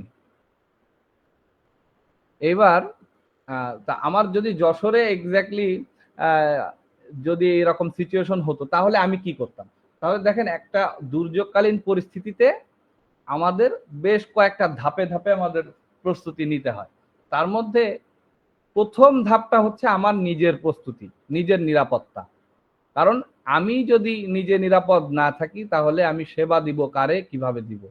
এ কারণে আমার আগে ব্যক্তি নিরাপত্তা সবার আগে জরুরি। আমার আগে নিরাপদ স্থানে পৌঁছাতে হবে। তারপরে আমি খোঁজ নিব আমার পরিবারের, আমার পরিবার সেখানে নিরাপদে আছে কিনা। তারা যদি নিরাপদে থাকে তাহলে এবার আমরা করব কি, মানে এটা হচ্ছে দুর্যোগের সিচুয়েশনে, আর দুর্যোগের আগে থেকে কিন্তু আমাদের প্রস্তুতি, এখন যেহেতু আমাদের আধুনিক যুগ, আমরা একটা দুর্যোগ আসার আগে আবহাওয়া পূর্বাভাস পাই 1-2 দিন আগের থেকে। এখন তা 1-2 দিন আগে থেকে আমাদের প্রস্তুতি নিতে হবে যে আমরা দেখতে পাচ্ছি একটা ভূমিকম্প বা একটা ভূমিকম্প তো আসলে এইভাবেই পাওয়া যায় না, কিন্তু যে ঘূর্ণিঝড় বা জলোচ্ছ্বাস বা এই ধরনের সিচুয়েশন, যে আমরা যদি দেখতে পাচ্ছি যে প্রচুর আকারে বৃষ্টি হচ্ছে, তার মানে সিলেট বা নিম্নাঞ্চলের অঞ্চলগুলোতে কিন্তু সেখানে হতে পারে, বন্যা হতে পারে, এরকম সিচুয়েশন আমরা যখন দেখতেছি, তখন আমাদের প্রথম কাজ হচ্ছে আমার কাছে যতগুলা ব্যাটারি আছে সব চার্জ করে রাখা। প্রথম দায়িত্ব হচ্ছে আমাদের সবার আগে আমাদের যত ব্যাটারি আছে, আমার কাছে যে কয়টা রেডিও আছে প্রত্যেকটার ব্যাটারি চার্জ দিয়ে রাখা। আপনি মনে করতে পারেন যে আমার তো আসলে একটা ছোট একটা মোটরসাইকেলের ব্যাটারি আছে, কিন্তু সেটার কাজ কি? ওইটা তো আমার আসলে কোনো কাজে লাগে না। বা আমার কাছে এরকম একটা রিচার্জেবল একটা পেন্সিল ব্যাটারি আছে, এটা দিয়ে কাজ কি? এটা তো আমি আমার টিভির রিমোটে চালাই। কিন্তু এই ব্যাটারিটাও কাজে লাগবে দুর্যোগে, এটাই যদি আপনার চার্জ থাকে। এটুকু আপনারা মনে রাখবেন। যে কোনো ব্যাটারি, যে কোনো পাওয়ার সোর্স আমাদের কিন্তু দুর্যোগে কাজে লাগবে। এটাও যদি আমার 1.2 ভোল্ট হয়, এবং এটা যদি আমার একটা 1.2 ভোল্ট একটা সাধারণ একটা ছোট একটা এলইডি লাইট যদি 2 ঘন্টা জ্বালায় রাখতে পারে, সেটাও আমার দুর্যোগে কিন্তু একটা বড় কাজে দিবে। এই কারণে আপনারা একটা সম্যক ধারণা রাখবেন আপনাদের বাসার, আপনাদের স্টেশনের, যে আপনার কাছে এক্স্যাক্টলি কয় ধরনের ব্যাটারি আছে, কি কি ব্যাটারি আছে। সাধারণত চেষ্টা করবেন ব্যাটারিগুলো এক জায়গায় গোছায় রাখা। আর ব্যাটারি আপনি যতই কেনেন, আসলে ব্যাটারির মানে এটা খুব ভালো ইনভেস্টমেন্ট, লস নাই কোনো। তা এই আপনার প্রথম কাজ, দায়িত্ব হচ্ছে যে ব্যাটারিগুলা চার্জ করে রাখা। তা ব্যাটারিগুলো চার্জ করে রাখা। তা ব্যাটারি আমি একটুখানি, গলা শুকাই গেছে, একটুখানি পানি খেয়ে।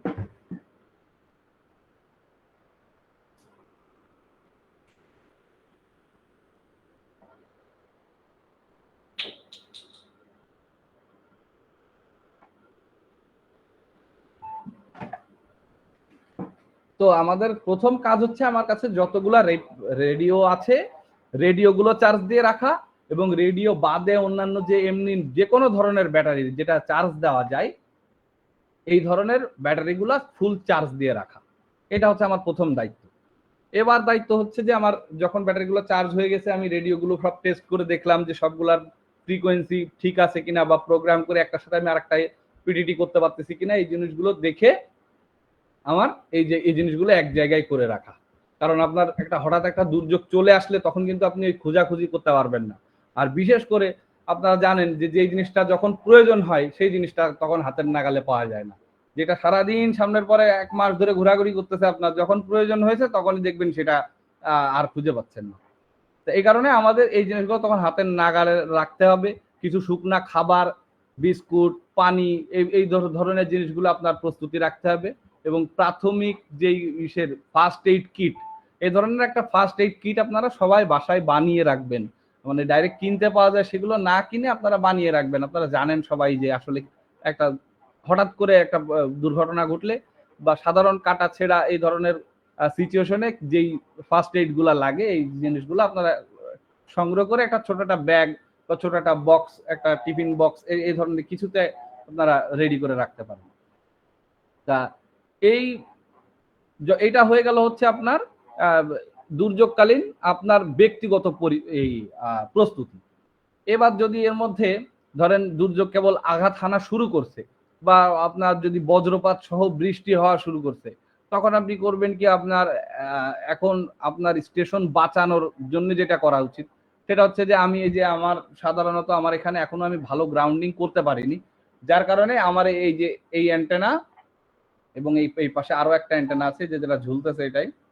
তা এই অ্যান্টেনা এবং এই অ্যান্টেনা দুইটা সবার আগে আমি ডিসকানেক্ট করে দিয়ে আমার অন্যান্য যেই পাওয়ার সাপ্লাই টাপ্লাই আছে, এগুলো আমি সাধারণত বন্ধ করে রাখি। এগুলো না করলেও হয়, কিন্তু প্রধান কাজ হচ্ছে যে আমার আগে হচ্ছে বাইরের থেকে যে কানেকশন গুলো আসছে, যেরকম ডিশের লাইনের যে তার, আর এই কোয়াক্সিয়াল কেবল, বিশেষ করে কোয়াক্সিয়াল কেবল যে কয়টা ঢুকছে, সেটা ডিশ টিভির হোক বা ইন্টারনেটের হোক বা যাই হোক, ফাইবারে সাধারণত কোনো সমস্যা হয় না। ফাইবার অপটিক তো ওখানে আলোর মধ্যে দিয়ে আসে, সেখানে কোনো কারেন্ট পাস হয় না, এ কারণে ফাইবার অপটিক কোনো ব্যাপার না। কিন্তু যে কোনো তার যেটার মধ্যে ডাইরেক্ট কপার এলিমেন্ট আছে, এই ধরনের যে কোনো তার যেগুলো বাইরে থেকে আসছে আপনার এখানে খোলা সম্ভব, এই ধরনের তারগুলো সাধারণত ডিসকানেক্ট করে রাখা ভালো। বজ্রপাতের পরিস্থিতির কথা বলছি। আর এমনি অন্যান্য পরিস্থিতিতে ভূমিকম্পতে এগুলো আসলে কোনো কিছু যায় আসে না। তা আমাদের আরেকটা জিনিস আমি চেক করি, যেরকম হচ্ছে ঝড়ো বাতাস হওয়ার আগে আমি আমার ছাদে যে একবার অ্যান্টেনাটা চেক করে আসি, যে আপনারা এই যে এই রিমেলে কিন্তু আমাদের বেশ কয়েকজন বন্ধুর অ্যান্টেনা ভেঙে গেছে। আমি খবর পেলাম আমাদের ডেল্টা ইন্ডিয়া ভাইয়ের মানে বাঁশ দিয়ে তার অ্যান্টেনা দাঁড় করানো ছিল, সেই বাঁশ ভেঙে তার পুরোপুরি 4000 টাকা দামের একটা ডায়মন্ডের অ্যান্টেনা, সেটা কয়েক টুকরা হয়ে গেছে, পুরোপুরি রিপেয়ার করা লাগবে, বা রিপেয়ার করতে গেলেও মেলা জ্বালা। তো যাই হোক, তা এ কারণে আমি আমার অ্যান্টেনা সিস্টেমটা ঠিক আছে কিনা বা সেটা শক্ত করে বাঁধা আছে কিনা, এই জিনিসগুলো আমি চেক করব। আমার স্টেশনের এটা হচ্ছে প্রি ডিজাস্টার চেকলিস্ট, এই জিনিসগুলো। এই বিষয়গুলো নিয়ে আমাদের যদি আমরা আরো ভালো করে চর্চা করি, আরো গবেষণা করি, তাহলে দেখবেন যে বাইরের অ্যামেচার রেডিও অপারেটরদের যে ক্লাবগুলো আছে, ক্লাবের এরকম চেকলিস্ট থাকে ওদের, যে আমার এটা কি করা আছে, এটা কি করা আছে, এরকম একটা করে দেখে আর টিক দেয় তারা। তো এই ধরনের আমরা করতে পারি সামনে আস্তে আস্তে আমাদের নিজেদের স্টেশনের জন্য। তা এটা আমি আমার ব্যক্তিগত প্রস্তুতির কথা বলছি।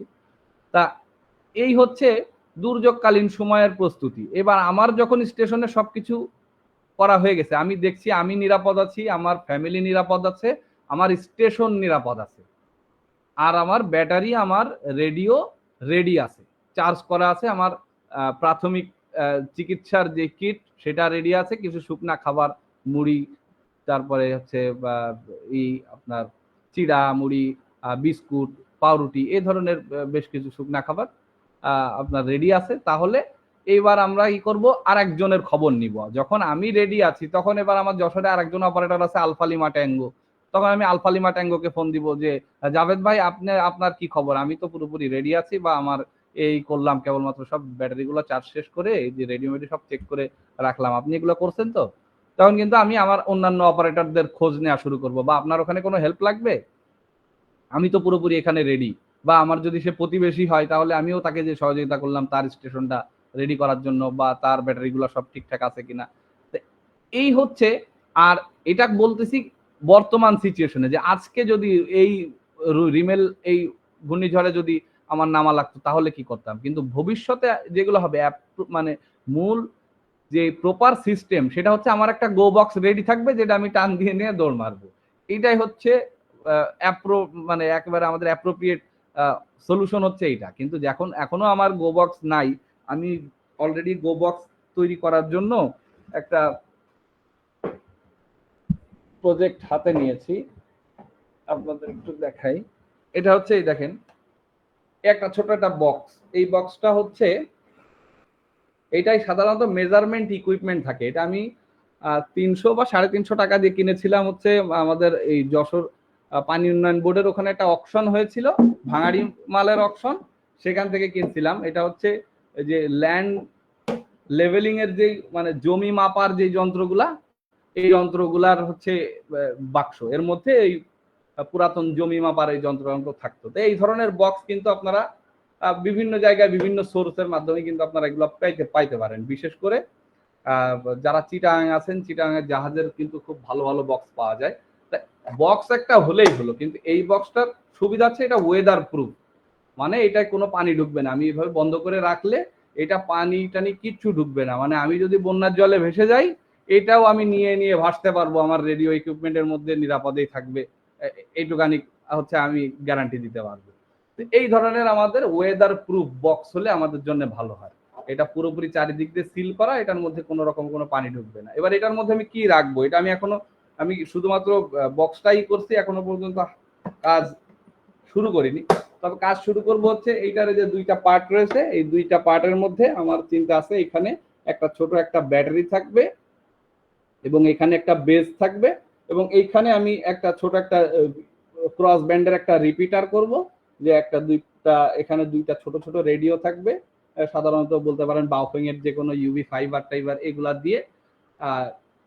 আর এখানে আমি একটা রাসবেরি পাই দিয়ে আমার আরো কিছু ডিজিটাল কিছু করার চিন্তা ভাবনা আছে, এখনো পুরোপুরি আমি ভেবে রাখিনি, কিন্তু আমার মূল যেটা দরকার সেটা হচ্ছে যে একটা ব্যাটারি পাওয়ার সোর্স থাকতে হবে এখানে, আর এই পাশে আমি একটা বেজ রেডিও রাখবো 25 ওয়াটের, যেটা দিয়ে ইউএইচএফ আর ভিএইচএফ কমিউনিকেশন করা যায়। কারণ যেহেতু আমার এখনো এইচএফ সেট নাই, এই কারণে এইচএফ এর কথা বলতে পারতেছি না, কিন্তু এইচএফও যখন থাকবে তখন এই এক বক্সে আবার এত কিছু ধরবে না, তখন এইচএফ এর জন্য আমি আলাদা আর একটা বক্স করব, বা তখন যদি বড় বক্স করতে পারি তখন এক বক্সে আমি দুই রকমই নিতেও পারি।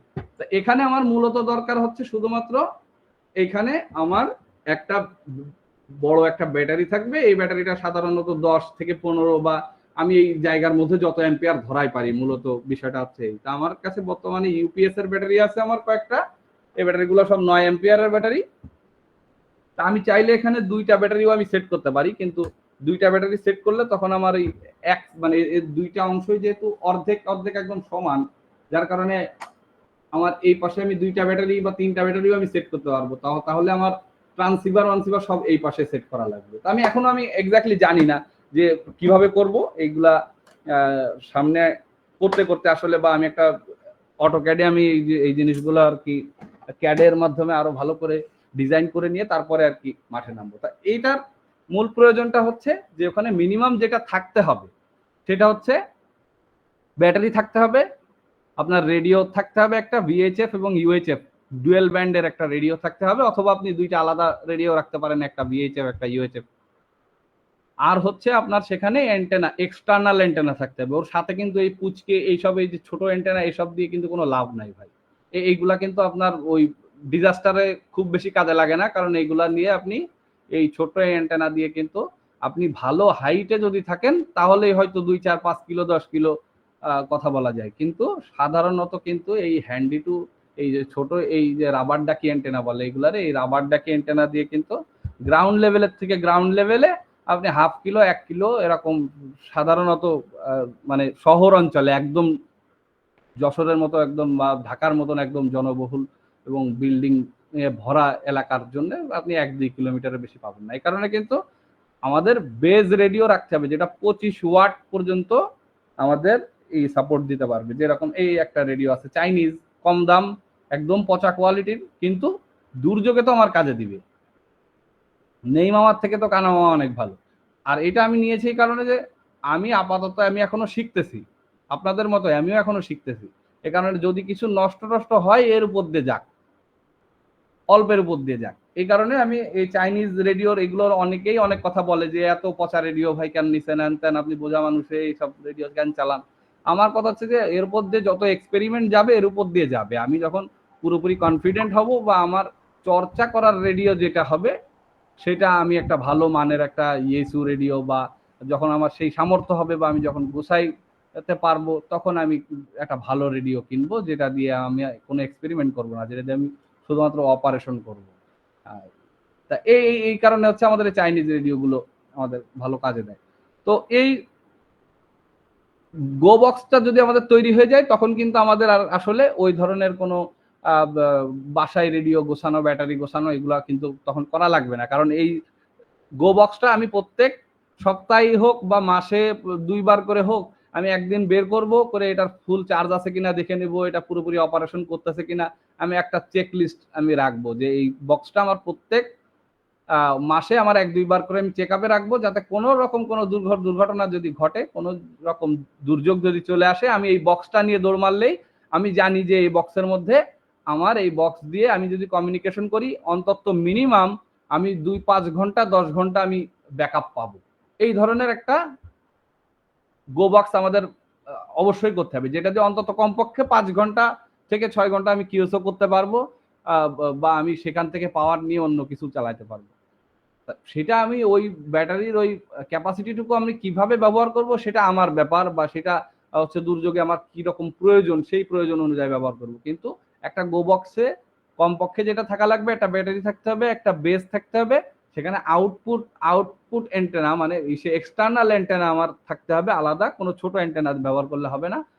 আর এই অ্যান্টেনাটা এক্সটার্নাল অ্যান্টেনা আমরা যে কোনো ধরনের অ্যান্টেনা ব্যবহার করতে পারি, একটা ডাইপোল অ্যান্টেনা ব্যবহার করতে পারি, একটা অমনি ডিরেকশনাল অ্যান্টেনা ব্যবহার করতে পারি, অথবা আমাদের যদি কিছুই না থাকে আশপাশ থেকে আমি কিন্তু একটা সাধারণ গ্রাউন্ড প্লেন অ্যান্টেনা, জিআই তার বা গুণ তার এই ধরনের, বা কপারের পাইপ বা কপারের যে মোটা তারগুলো আছে, এই যে কোনো ধরনের এগুলা দিয়ে আমরা বানাই নিতে পারি একটা জিপি অ্যান্টেনা। তা এইভাবে। আর এখানে আরেকটা জিনিস আমাদের রাখা বাধ্যতামূলক, সেটা হচ্ছে যে একটা ভোল্টেজ কনভার্টার। একটা ভোল্টেজ কনভার্টার থাকলে হবে কি, ওই কনভার্টারটা দিয়ে আপনার ব্যাটারিতে তো সাধারণত 12 ভোল্ট পাওয়া যায়, কিন্তু মোবাইল তো আর আপনার 12 ভোল্টে চলে না, মোবাইল চলে আপনার 5 ভোল্টে। তার মানে মোবাইল চার্জ দেওয়ার মতন কিছু একটা তো আপনার রাখতে হবে, কারণ আমাদের যখনই মোবাইল নেটওয়ার্ক ফিরে আসবে তখন তো আমরা চাইবো মোবাইল দিয়ে কাজ করার জন্য, বা মোবাইল তো অনেক ধরনের কাজে লাগে আমাদের, শুধুমাত্র কথা বলা ছাড়াও তো এখন একটা মোবাইল দিয়ে অনেক কিছু করা যায়। তো যার কারণে আমরা কিন্তু এই জিনিসগুলা এই গো বক্সের মধ্যে এই জিনিসগুলা রাখার চেষ্টা করবো। একটা ব্যাটারি, ন্যূনতম একটা ব্যাটারি, একটা ইউএইচএফ ভিএইচএফ সেট, ওখানে একটা ভোল্টেজ কনভার্টার একটা বোর্ড রাখতে হবে ন্যূনতম, যেটা দিয়ে বিভিন্ন রকম ভোল্টেজ আপ ডাউন করা যাবে, চেঞ্জ করা যাবে। আর হচ্ছে একটা ওখানে ছোট্ট একটা লাইটের একটা ব্যবস্থা করে রাখলাম, একটা ছোট্ট একটা এলইডি প্যানেল দিয়ে রাখলাম, যেটা আমি দেখা যাচ্ছে এই আশপাশে আমার 5-7 ফিট 10 ফিট জায়গা আলোকিত রাখার জন্য। এই জিনিসগুলো আমার একটা গো বক্সের মধ্যে থাকা জরুরি। আরো আমি কিছু জিনিস করলাম হচ্ছে, বক্সের অনেকে করে হচ্ছে বক্সের সাইডে 2টা কানেক্টরের জায়গা রেখে দেয় এটার থেকে অন্য কিছু চালানোর জন্য। তার মানে আপনি এই ব্যাটারি ব্যবহার করে অন্য কিছু আপনি চালাতে পারবেন, অথবা চার্জও দিতে পারবেন আপনার ব্যাটারি। অনেক সময় যে আমরা যেমনটা করি হচ্ছে দুর্যোগ ক্ষেত্রে আপনি তো দেখা যাচ্ছে আমাদের বিদ্যুৎ নাই, যেমনটা দিনাজপুর এবং চট্টগ্রামের কুতুব ভাই বলতেছিলেন, তাদের ওখানে বিদ্যুৎ নাই অনেক মানে এই একদিন ধরে। তা সে এরকম সিচুয়েশন আমরা পারবো কি করে? তখন আমরা কি করতে পারি, একটা গাড়ির থেকে আমরা গাড়ির যে কোনো একটা গাড়ি, মোটর সাইকেল হোক, সেটা প্রাইভেট হোক বা সেটা ট্রাক হোক, সেটা তো তেলে চলে, তা সেটাই আমরা জেনারেটর হিসেবে কিন্তু ব্যবহার করতে পারি। সেখানেও কিন্তু একটা 12 ভোল্টের ব্যাটারি আছে। তার মানে ওই আমি গাড়ি যতক্ষণ স্টার্ট করে রাখবো ততক্ষণ আমার ব্যাটারি চার্জ হবে কিন্তু। তা এইটাও কিন্তু আমরা করতে পারি, যে তেল পাচ্ছি আমি, আমার কাছে কোনো জেনারেটর নাই, কিন্তু আমার কাছে একটা মোটর সাইকেল আছে, তা আমরা মোটর সাইকেল দিয়েও কিন্তু আমরা 12 ভোল্ট বের করে রেডিও চালাতে পারি। এইভাবে পারি যে আমরা তেলে আমাদের ট্যাঙ্কিতে যখন তেল ভরা আছে, মোটর সাইকেল স্টার্ট দিয়ে রেখে মোটর সাইকেলের ব্যাটারি কানেকশনের ওখান থেকে আমরা আমাদের 12 ভোল্টের ব্যাটারি কানেকশন দিয়ে দিলাম, তাহলে আমাদের এই গো বক্সও চার্জ হলো, আমরা রেডিও চালাতে পারলাম। তা এই হচ্ছে গো বক্সের মূল যে কনসেপ্টটা, সেটা হচ্ছে এই। তা আমার এখানে যখন যেমনটা বললাম যে এই পরিস্থিতিতে, এই প্রস্তুতিতে আমি যখন প্রস্তুত, আমি তখন আমার আরেকটা স্টেশনের খবর নিলাম, এবং সেও যখন রেডি, বা আমার আজকের রাত চলে গেছে, বা আমার এই রাত্রের বেলায় অনেক সময় করে কি, যেই যেরকম ঘূর্ণিঝড়, সাইক্লোন, এই ধরনের সিচুয়েশনে কিন্তু একদিন আগে থেকেই বা কয়েক ঘন্টা আগেই কিন্তু একটা বিশেষ করে জেলা প্রশাসকের কার্যালয়ে দুর্যোগ ব্যবস্থাপনা কমিটির একটা মিটিং হয়। এই কারণেই আমি বলছি, আমাদের নতুন বন্ধুদের আমি বলেছি, যারা 23-এ যারা পাশ করেছেন তাদেরও আমি বলেছি যে আমাদের অ্যামেচার রেডিও স্টেশনের একটা ফাইল করে আমরা জেলা প্রশাসকের কার্যালয়েও জমা দিয়ে রাখি, আমার ফায়ার সার্ভিসের অফিসেও আমি জমা দিয়ে রাখি, আমার এখানে পুলিশ সুপারের কার্যালয়েও আমি জমা দিয়ে রাখি। এটা আমার স্টেশনের জন্য আমি করছি, এবং আমার বন্ধু বান্ধব যারা আমরা একসাথে পরীক্ষা দিয়েছি 23-এ, তাদেরও আমি বলে রাখছি যে আমার যশোর জেলা প্রশাসনের যদি কোনো প্রয়োজন হয়, তারা জানে আমাকে কিভাবে রিচ করতে হবে, বা আমার স্টেশন কোথায়, আমার কি কি ক্যাপাবিলিটি আছে, এই বিষয়গুলো সম্পর্কে আমি জানায় রাখলাম। তখন করবে কি, সাধারণত প্রসিডিওর যেটা, সেটা হচ্ছে যে আমাকে 2 ভাবে ডাকতে পারে। এক ডাকতে পারে হচ্ছে ঢাকার থেকে কেন্দ্রীয়ভাবে, তারা গভর্নমেন্টের কোনো একটা সংগঠন, তারা আমাদের অ্যামেচার সংগঠন ধরেন এআরএবির সাথে যোগাযোগ করতে পারে। এআরএবি তখন বললো যে হ্যাঁ, যশোরে তো আমার অপারেটর আছে দুরন্ত, আমি আপনার সাথে কানেক্ট করাই দিচ্ছি। তখন আমাকে ট্যাঙ্গো ভিক্টর দেখা যাচ্ছে বলে দিল যে তুমি যাও, যে যশোর জেলা প্রশাসকের সাথে কথা বলো, বা ওখানে মিটিং হচ্ছে, আমাদের সদস্য থাকতে হবে। এভাবেও হতে পারে। অথবা আমি যেহেতু আমার ফাইল যশোর জেলা প্রশাসনের কাছে জমা রয়েছে আমার ফাইল, তখন কিন্তু যশোর জেলা প্রশাসনও সরাসরি আমাকে ডাকতে পারে যে ভাই, আপনারা আমাদের এরকম দুর্যোগ পরিস্থিতি নিয়ে একটা মিটিং আছে, আপনিও চলে আসেন। যেটা করে সাধারণত এটা, কিন্তু আমাদের ওই ফাইলটা আগে জমা দিয়ে আসতে হয়।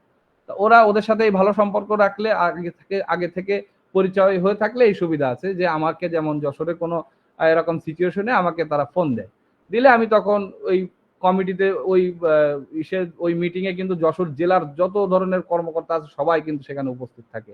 এই ও তখন আমাদের অ্যামেচারদের কমিউনিটি থেকে হয়তো আমি গেলাম, অথবা আমি না পারলে আমার যশোরের আরেকজন অপারেটরকে পাঠাই দিলাম, বা আমরা সবাই গেলাম একসাথে গিয়ে তখন আমাদের এই পুরোপুরি এই ওদের যে প্ল্যানটা থাকে যে এই দুর্যোগটা আমরা কিভাবে মোকাবিলা করব, এই পরিকল্পনায় আমাদেরও দেখা যাচ্ছে কোথাও প্রয়োজন হিসেবে আমাদেরও কোথাও কাজে লাগিয়ে দিল, বা আমরাই বললাম যে এই জায়গাটায় আমরা কিন্তু এই কমিউনিকেশন সেবাটা দিতে পারি। তা তখন এটা হচ্ছে যে আমরা কোথায় কাজ করব, কার সাথে করব, কিভাবে করব, এটা হচ্ছে সরকারি নির্দেশনা মোতাবেক, অথবা সরকারের যদি আমাদের প্রয়োজন না হয় তখন আমরা কিন্তু এভাবে করতে পারি যে আচ্ছা সরকার তো পুরোপুরি স্বয়ংসম্পূর্ণ, এখানে আসলে কোনো প্রয়োজন নাই তাদের, আচ্ছা তাহলে যে এনজিও গুলো কাজ করতেছে বা যেই নন প্রফিট যে অর্গানাইজেশন গুলো কাজ করতেছে তাদের সাথে আমরা একটু যোগাযোগ করে দেখি যশোর রেড ক্রিসেন্ট সোসাইটি থেকে যারা কাজ করতেছে তাদের কোনো সহযোগিতা লাগবে কিনা, বা এখানে আমাদের RRF রয়েছে, জাগরণী চক্র রয়েছে, যারা এই ধরনের সিচুয়েশন নিয়ে কাজ করে, তো তাদের সাথে আমি যোগাযোগ রাখলাম, তাদের সাথে আমার কন্ট্যাক্ট, তাদের সাথে আমার সেভ করা রয়েছে, আমার নাম্বার তাদের কাছে আছে। এই কারণে তাদেরও প্রয়োজন হলে তারা কিন্তু আমাকে এইভাবে ডাক দিবে, এবং আমার যেই রিসোর্স আছে, আমার যে অ্যাসেট আছে, এইগুলা নিয়ে আমরা কিন্তু তাদের সাথে এইভাবে কাঁধে কাঁধ মিলাই এইভাবে কিন্তু কাজ করতে পারি দুর্যোগে। আর আমরা এক্স্যাক্টলি কোথায় কাজ করব, কিভাবে কাজ করব, এটা হচ্ছে সিচুয়েশনের উপর ডিপেন্ড করে আমরা যাদের সাথে কাজ করতেছি তাদের সিচুয়েশন অনুযায়ী, তাদের নিড অনুযায়ী আমরা ডিপ্লয় করব। তো এই হচ্ছে অ্যামেচার রেডিও দুর্যোগে অ্যামেচার রেডিও অপারেটররা যেভাবে কাজ করে তার কয়েকটা উদাহরণ দিলাম, ইনক্লুডিং আমার যশোরের যদি এই রিমেলের যদি কোনো প্রয়োজন হতো তাহলে কিন্তু আমরা এইভাবে করতে পারতাম যে আমার যশোর আমরা যে কয়েকজন অপারেটর আছি তখন আমরা দায়িত্ব ভাগ করে নিয়ে হয়তো কয়েক এলাকায় চলে যেতাম এবং সরকারি বা বেসরকারি বিভিন্ন অর্গানাইজেশনের মধ্যে আমরা এই কমিউনিকেশনটা করাই দিতাম। তো এই হচ্ছে যা মানে পুরোপুরি দুর্যোগ ব্যবস্থাপনায় অ্যামেচার রেডিওদের অপারেটরদের ভূমিকা। বেশ কয়েকজন অনেকক্ষণ ধরে হাত তুলে রাখছেন, সবার আগে ডেকে নিয়েই মোহাম্মদ সাফায়েত হোসেন। সাফায়েত ভাই প্লিজ। আসসালামু আলাইকুম ভাই, আমি 3টা প্রশ্ন করতে যাচ্ছি। এক হচ্ছে আমাদের আজকের এই ক্লাসটার কি রেকর্ডিং আছে কিনা? না, আজকের এই ক্লাসটার রেকর্ডিং নাই, কারণ আজকে বললাম না আজকে পুরোপুরি এটা ফর্মাল ক্লাস হচ্ছে না, যেহেতু আমরা বেশ কয়েকদিন পরে যুক্ত হয়েছি এবং একটা রিকানেক্ট করার একটা সুযোগ নিচ্ছি, এবং যেহেতু আমাদের উপস্থিতিও অনেক কম এই কারণে রেকর্ড করছি না আজকে। বলেন। আরেকটা বিষয়, আর 2টা বিষয়, সেটা হচ্ছে আমাদের যে ব্যাটারি টাইপের কথা বললেন আপনি দুর্যোগের সময়, বেসিক কোন ব্যাটারিগুলা আমাদের ধরেন মাস্ট রাখা উচিত অ্যাট লিস্ট অপারেটর হিসেবে?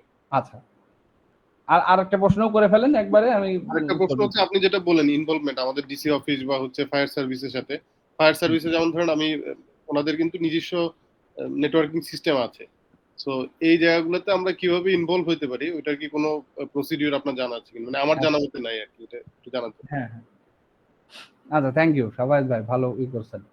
এই কারণেই বললাম যে এই যে এটার এখনো পর্যন্ত এর কোনো প্রসিডিওর নাই। অনেক আপনি যদি এখন মানে ফায়ার সার্ভিস অফিসে যে সেখানে যে উপপরিচালক আছেন যিনি, তার সাথে যদি যে কথা বলেন, সে হয়তো অ্যামেচার চর্চার অ্যামেচার রেডিও অপারেটরদের নামই শুনি নাই কোনোদিন, যে এটা আদৌ কোনো এরকম কোনো লাইসেন্স আছে বা এই ধরনের কোনো জিনিস আছে আদৌ।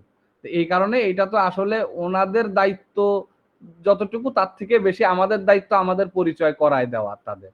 এই কারণে আমি যেটা করি, আমি অপারেটর হওয়ার পরে করছি কি, এমনি হচ্ছে আমি সাংবাদিকতা করি, যার কারণে প্রশাসনের সাথে আমার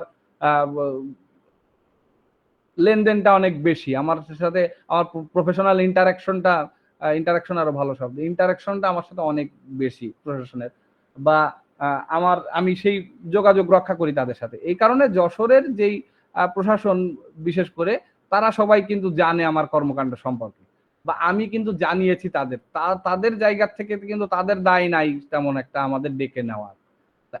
অন্যান্য দেশে তারা সবাই জানে, কিন্তু আমাদের দেশে যেহেতু এখনো এটার ওইভাবে প্রচার প্রসার হয়নি, এই কারণে এই প্রচার প্রসারের দায়িত্বটাও আমাদের।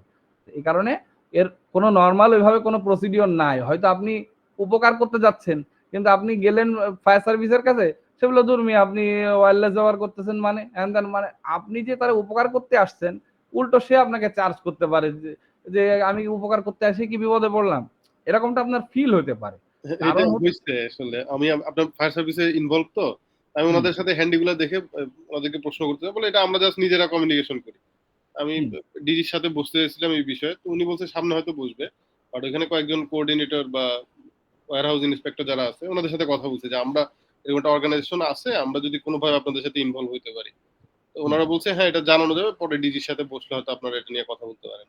আচ্ছা আচ্ছা, হ্যাঁ হ্যাঁ, এই বিষয়ে আমি বলছি যে এই কারণে আমি করলাম কি, আমি একদিন ডিডির সাথে যে কথা বললাম, তার সাথে আলাপ করার মানে তার প্রথমে তার একটা ফ্রি সময় নিলাম যে আপনার সাথে আমি আধা ঘন্টা বসে কথা বলবো এরকম একটা বিষয় নিয়ে, আমরা একটা সংগঠন করি, বা আমি একটা জাস্ট আমি একটা ফাইল তৈরি করছি যে অ্যামেচার রেডিও অপারেটর কি, কেন, কিভাবে এবং কি কি কাজ করে, পূর্বে আমরা কি কি কাজ করছি, এই ধরনের আমি একটা একটা সুন্দর একটা ফাইল তৈরি করছি, এবং সেখানে আমার কন্ট্যাক্ট ডিটেলস, আমার স্টেশন ডিটেলস সম্পর্কে সহ। তো এটাতে সুবিধা হয়েছে যে আমি তো সেখানে সেদে যে তাকে হেল্প করার জন্য প্রথমেই যাচ্ছি না, বা আপনি যখন প্রয়োজন তখনই যদি যে যোগাযোগ করেন তখন কিন্তু সেটা হবে না। আপনার আগে থেকে এই কন্ট্যাক্টটা করে রাখতে হবে, ওদের জানতে হবে, ওদের আপনার প্রয়োজন হবে, এটা মাস্ট হবেই এক সময় না এক সময়, বা দুর্যোগকালীন পরিস্থিতিতে ওরাও প্রচুর শর্ট হ্যান্ডেড। আপনারা মানে আমি যেহেতু প্রশাসনে আমি কাজ করেছি, নিজে আমি সরকারি চাকরি করেছি, এ কারণে আমি জানি যে ওদেরও অনেক বেশি শর্ট হ্যান্ডেড, ওদেরও প্রয়োজন হয়, কিন্তু প্রথমেই হচ্ছে ওদের মধ্যে এবং আমাদের মধ্যে যে মাঝখানে যে দূরত্বটা, কারণ ওরাও চায় যে নিজের মানে আমাদের প্রচুর শর্ট হ্যান্ডেড, আমাদের প্রচুর কাজের চাপ, তাও আপনাকে দিয়ে করাবে না, আপনি এসে সাথে কাজ করতে যাচ্ছেন তাও আপনার দিয়ে করাবে না, কারণ ওই জায়গায় একটা গ্যাপ আছে যে আমি সরকারি ব্যক্তি আর আপনি হচ্ছেন সিভিলিয়ান পাবলিক, আপনারে আমি আমার কাজের মধ্যে কেন ঢোকাবো। এই কারণে হচ্ছে আমাদের এই সুসম্পর্ক তৈরি করতে হয়। আপনি ডিডির সাথে একদিন কথা বলবেন, এবং এই যে আমি ফাইলটার কথা বললাম, এই ধরনের ফাইল না হলেও অ্যামেচার রেডিও অপারেটরদের যে কাজগুলা রয়েছে এইগুলা সম্পর্কে আপনি একটা প্রিন্ট আউট করে নিয়ে যেতে পারেন, বা আপনি একটা ভিডিও দেখাতে পারেন। আমি যেমনটা করছি, আমাদের এখন টেলিভিশনের যে রিপোর্টটা হয়েছে, এই রিপোর্টটা সম্পর্কে আমি এখন কারোর সাথে কথা বলতে হলে আগে আমি ওনাকে ভিডিওটা দেখাই যে এই যে 5 মিনিটের ভিডিও বা যে 2 মিনিটের ভিডিও, এটা একটু দেখেন, তারপরে আপনার সাথে আমি কথা বলবো। উনি দেখেই কিন্তু ওখানে বুঝে যায় যে এক্স্যাক্টলি কি জিনিস, আর বাকি যতটুকু বলার সেটা আমি বুঝাই যে আমাদের এখানে কাজ আসলে আমরা এইভাবে গভর্নমেন্টকে সহযোগিতা করতে পারি, আমাদের টেকনিক্যাল ক্যাপাসিটি এই ধরনের, এবং আমাদের মূল দায়িত্ব হচ্ছে কমিউনিকেশন নিয়ে এটা নিয়ে কাজ করা। তা মূলত হচ্ছে এটা হচ্ছে আপনাকে ডাকবে কি ডাকবে না, বা আপনাকে কাজ করার সুযোগ দিবে কি দিবে না, এটা পুরোপুরি তাদের ব্যাপার। আমরা যতটুকু করতে পারি, কারণ আপনি যেমনটা বললেন, এর কোনো স্ট্যান্ডার্ড কোনো প্রসিডিওর নাই আসলে। এই প্রসিডিওর গুলো যাতে হয়, এইটার জন্যই কিন্তু আমাদের সংগঠন দরকার, অ্যাসোসিয়েশন দরকার। অ্যাসোসিয়েশন কিন্তু এইগুলো নিয়েই কাজ করতেছে, যাতে সরকারিভাবে আমাদের স্বীকৃতি দেওয়া হয়, জেলা পর্যায়ে কোনো মিটিং, দুর্যোগকালীন কোনো পরিস্থিতি হলে আমাদের সেখানে রাখা হয়। এই বিষয়গুলো, এই দাবি দাওয়াগুলো নিয়েই কিন্তু amateur radio association of Bangladesh কাজ করতেছেন কিন্তু বিটিআরসির সাথে। আস্তে আস্তে এই পরিবেশ আরো ভালো হবে, আস্তে আস্তে সরকারি কর্মকর্তারা আরো আমাদের সম্পর্কে জানবেন, তাদের হয়তো তাদের ট্রেনিং এর মধ্যেই হয়তো এক সময় কোনো না কোনো সময় অ্যামেচার রেডিও সম্পর্কে এক কথার একটা ছোট্ট শিক্ষা থাকলেও থাকবে। এটা নিয়ে আমরা আসলে কাজ করতেছি, তবে তার আগ পর্যন্ত আমাদের এইভাবে কাজ করতে হবে, তাদের সাথে মিলেমিশে কাজ করতে হবে, আমাদের কার্যক্রম সম্পর্কে তাদের বুঝাইতে হবে, এবং তাদের প্রয়োজন অনুযায়ী তারা আমাদের ডাকবে।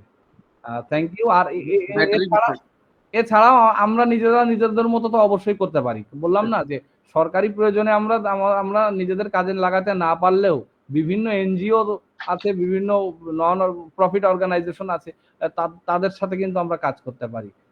তারাও অনেক শর্ট হ্যান্ড হয়ে যায় অনেক সময়, আর বিশেষ করে এনজিওদের তাদের তো আর আসলে কোনো এই ধরনের কমিউনিকেশন সেট আপ নাই, যার কারণে তারা আরো বেশি উপকৃত হয় গভর্নমেন্টের থেকে এই দুর্যোগকালীন সিচুয়েশনে। আরেকটা প্রশ্ন থেকে আমরা একটু সরে গেছিলাম, ওটা হচ্ছে ব্যাটারির যে বিষয়টা। হ্যাঁ বলছি, ব্যাটারির বিষয়টা হচ্ছে, ব্যাটারি অনেক ধরনের ব্যাটারি আছে বাজারে। এখন এর মধ্যে সবচেয়ে বেশি জনপ্রিয় বা বহুল ব্যবহৃত ব্যাটারি হচ্ছে lead acid battery. Typical lead acid battery, যেটার মধ্যে পানি থাকে, মানে অ্যাসিড থাকে, এই ধরনের এরকম অনেকগুলো ক্যাটাগরি আছে। কিন্তু বেসিক্যালি লেড অ্যাসিড ব্যাটারির সমস্যা হচ্ছে ভার অনেক বেশি, কিন্তু অনেক রিলায়েবল।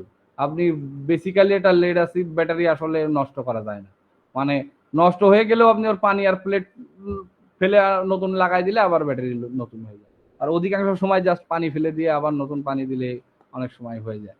তা এই কারণে লেড অ্যাসিড ব্যাটারি অনেক রিলায়েবল, লং টার্ম স্টেবিলিটি ভালো, কিন্তু মেন সমস্যা হচ্ছে weight, power to weight ratio অনেক কম, যার কারণে আপনার ওজন, আপনি ক্যাপাসিটি অনুযায়ী আপনার ওজনও বাড়বে, অনেক বেশি ভার। তবে এখন নতুন ব্যাটারি বের হয়েছে আর দুই ধরনের ব্যাটারি, সেটা হচ্ছে একটা হচ্ছে লিথিয়াম আয়ন, যে ব্যাটারিগুলো আমরা মোবাইলে ব্যবহার করি, মোবাইলের যে ব্যাটারিগুলা, বা এই ধরনের লিথিয়াম আয়ন যে সেল ব্যাটারিগুলা, এই ব্যাটারিগুলার সুবিধাও আছে অসুবিধাও আছে। এই ব্যাটারির সুবিধা হচ্ছে এগুলার দাম বেশি অনেক। লেড অ্যাসিড ব্যাটারি প্রথম হচ্ছে যে সস্তা, লেড অ্যাসিড ব্যাটারি সস্তা। আর এই লিথিয়াম আয়ন ব্যাটারি হচ্ছে যে একটা লেড অ্যাসিড ব্যাটারির তুলনায় 3 গুণ থেকে 5 গুণ দাম বেশি, আর ভালো সেল পাওয়াগুলোও মুশকিল। আর আরেক ধরনের ব্যাটারি আছে যেটা হচ্ছে আপনার লাইপো ব্যাটারি। এই যে এগুলা হচ্ছে লাইপো ব্যাটারি, এইগুলা সাধারণত আমি যে আমার ড্রোনে ব্যবহার করি, এইগুলা এই লিপো ব্যাটারির সুবিধা হচ্ছে এগুলো অনেক হাই কারেন্ট সাপ্লাই দেয়, লিথিয়াম পলিমার ব্যাটারি। এইগুলাও অনেক এক্সপেন্সিভ, এই হচ্ছে সমস্যা। কিন্তু এই যে এই ছোট্ট এই ব্যাটারিটার যে সক্ষমতা আছে, দেখেন এতটুকু আমার হাতের মধ্যে ধরে যায়, এটা দিয়ে একটা ট্রাক স্টার্ট করে দেওয়া যাবে। মানে একটা, আমি এটা দিয়ে কয়েকবার আমার প্রাইভেট স্টার্ট করছি এটা দিয়ে, মানে প্রাইভেটের ব্যাটারি বসে গেছে, স্টার্ট করতে পারতেছি না, এই ব্যাটারি দিয়ে আমি আমার প্রাইভেট স্টার্ট করছি। আমি এটা দিয়ে আমি আমার ফুলি কনফিডেন্ট যে আমি ট্রাকও স্টার্ট করে দিতে পারবো, কারণ এটা বেশিক্ষণ দিতে পারবে না, কিন্তু অল্প সময়ের জন্যও 120 থেকে 150 অ্যাম্পিয়ার পর্যন্ত কারেন্ট এটা প্রোভাইড করতে পারে। আর সাধারণত এই ট্রাক বা প্রাইভেট ওইগুলার যে সেলফ স্টার্টার যে মোটর, সেটা বেশি কারেন্ট খায় না, কিন্তু অল্প সময়ের জন্য প্রচুর কারেন্ট লাগে। তা এই কারণে এই ব্যাটারিগুলো চালানো যায়। তা লিপো ব্যাটারিও একটা অপশন। আর একটা অপশন হচ্ছে লিথিয়াম আয়রন ব্যাটারি। এই ব্যাটারিটা নতুন ব্যাটারি বের হয়েছে।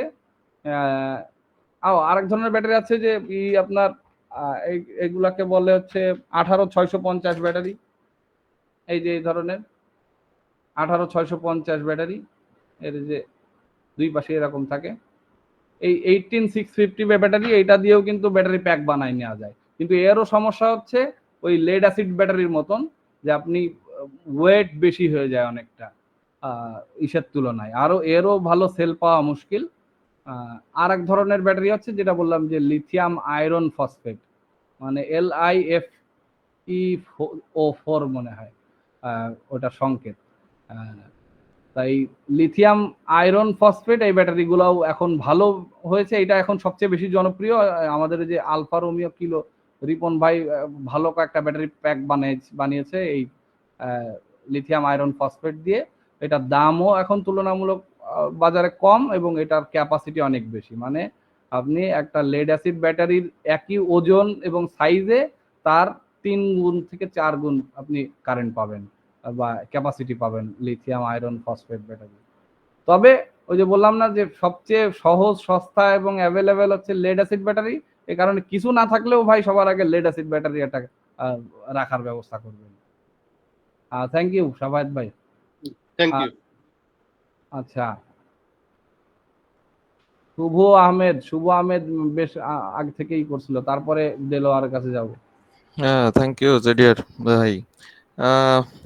ওই লিড অ্যাসিড ব্যাটারি মোটরসাইকেলের যে 12 ভোল্টের, ওটার মানে সারাদিন ধরেন দুর্যোগকালীন সময় সারাদিনে তো যোগাযোগ কেমন হইতে পারে তো বলা যায় না, 24 ঘন্টা তো স্ট্যান্ড বাই থাকতে হবে। তো ওটা থেকে ব্যাকআপ কেমন পাওয়া যাবে? একটি হচ্ছে ভিএইচএ 25 ওয়াটের বেসের জন্য কিরকম একটা ব্যাকআপ দিতে পারে টানা?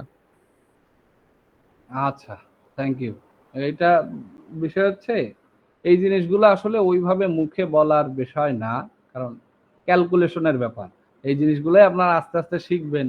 যে বললাম না যে আমার, আচ্ছা 12টা 48 বাজে, তো আমরা আর 15 মিনিট বা 12 মিনিট মানে একটাই শেষ করে দিব, অনেক বেজে গেছে, আমি খেয়াল করিনি।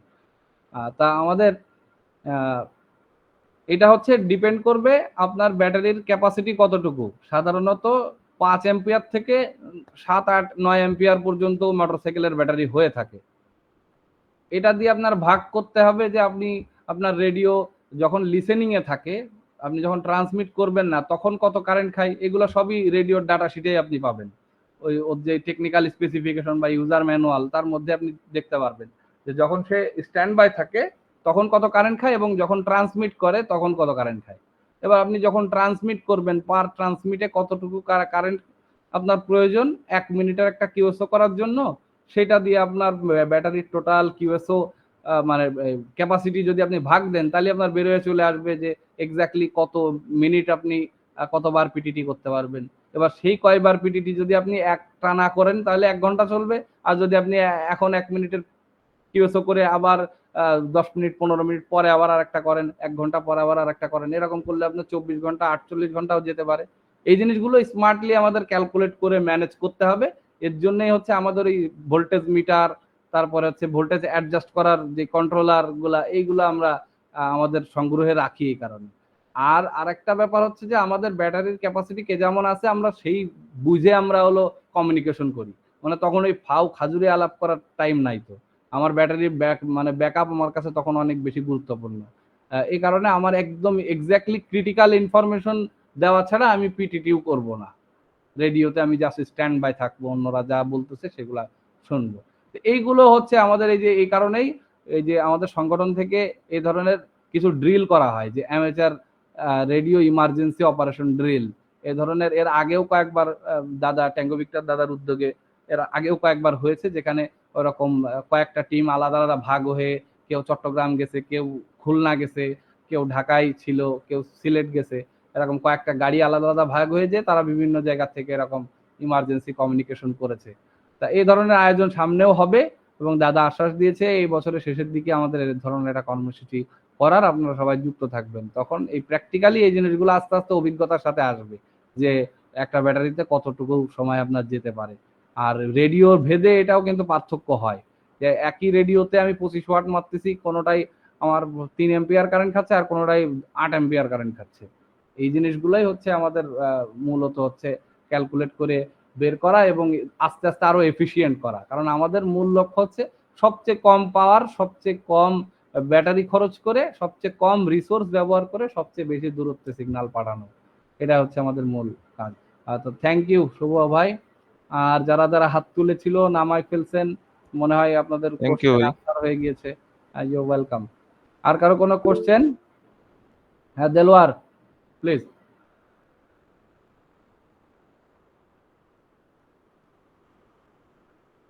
আচ্ছা থ্যাংক ইউ।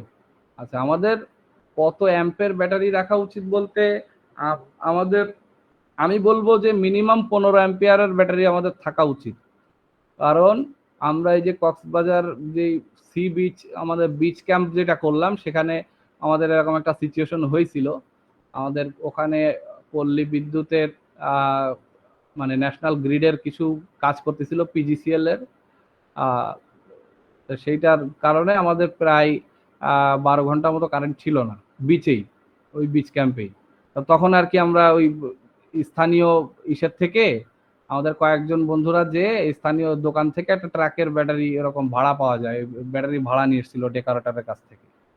তা ওইটা ছিল প্রায় 100 অ্যাম্পিয়ারের ব্যাটারি ছিল ওইটা, আমি যতদূর দেখছিলাম। তো ওই 100 অ্যাম্পিয়ারের ব্যাটারি দিয়ে আমরা কিন্তু এইচএফ সারাদিন চালাইছি, আমাদের কোনো সমস্যা হয়নি, আমাদের পরের দিন ওই চলে যাবে। তা আমাদের সাধারণত মানে শুধু আন্দাজে বেশি বেশি রাখলেই তো হবে না, আমাদের সেটা ক্যারি করে নিয়ে বেড়াতে হবে, সেরকমও তো চিন্তা করা লাগবে।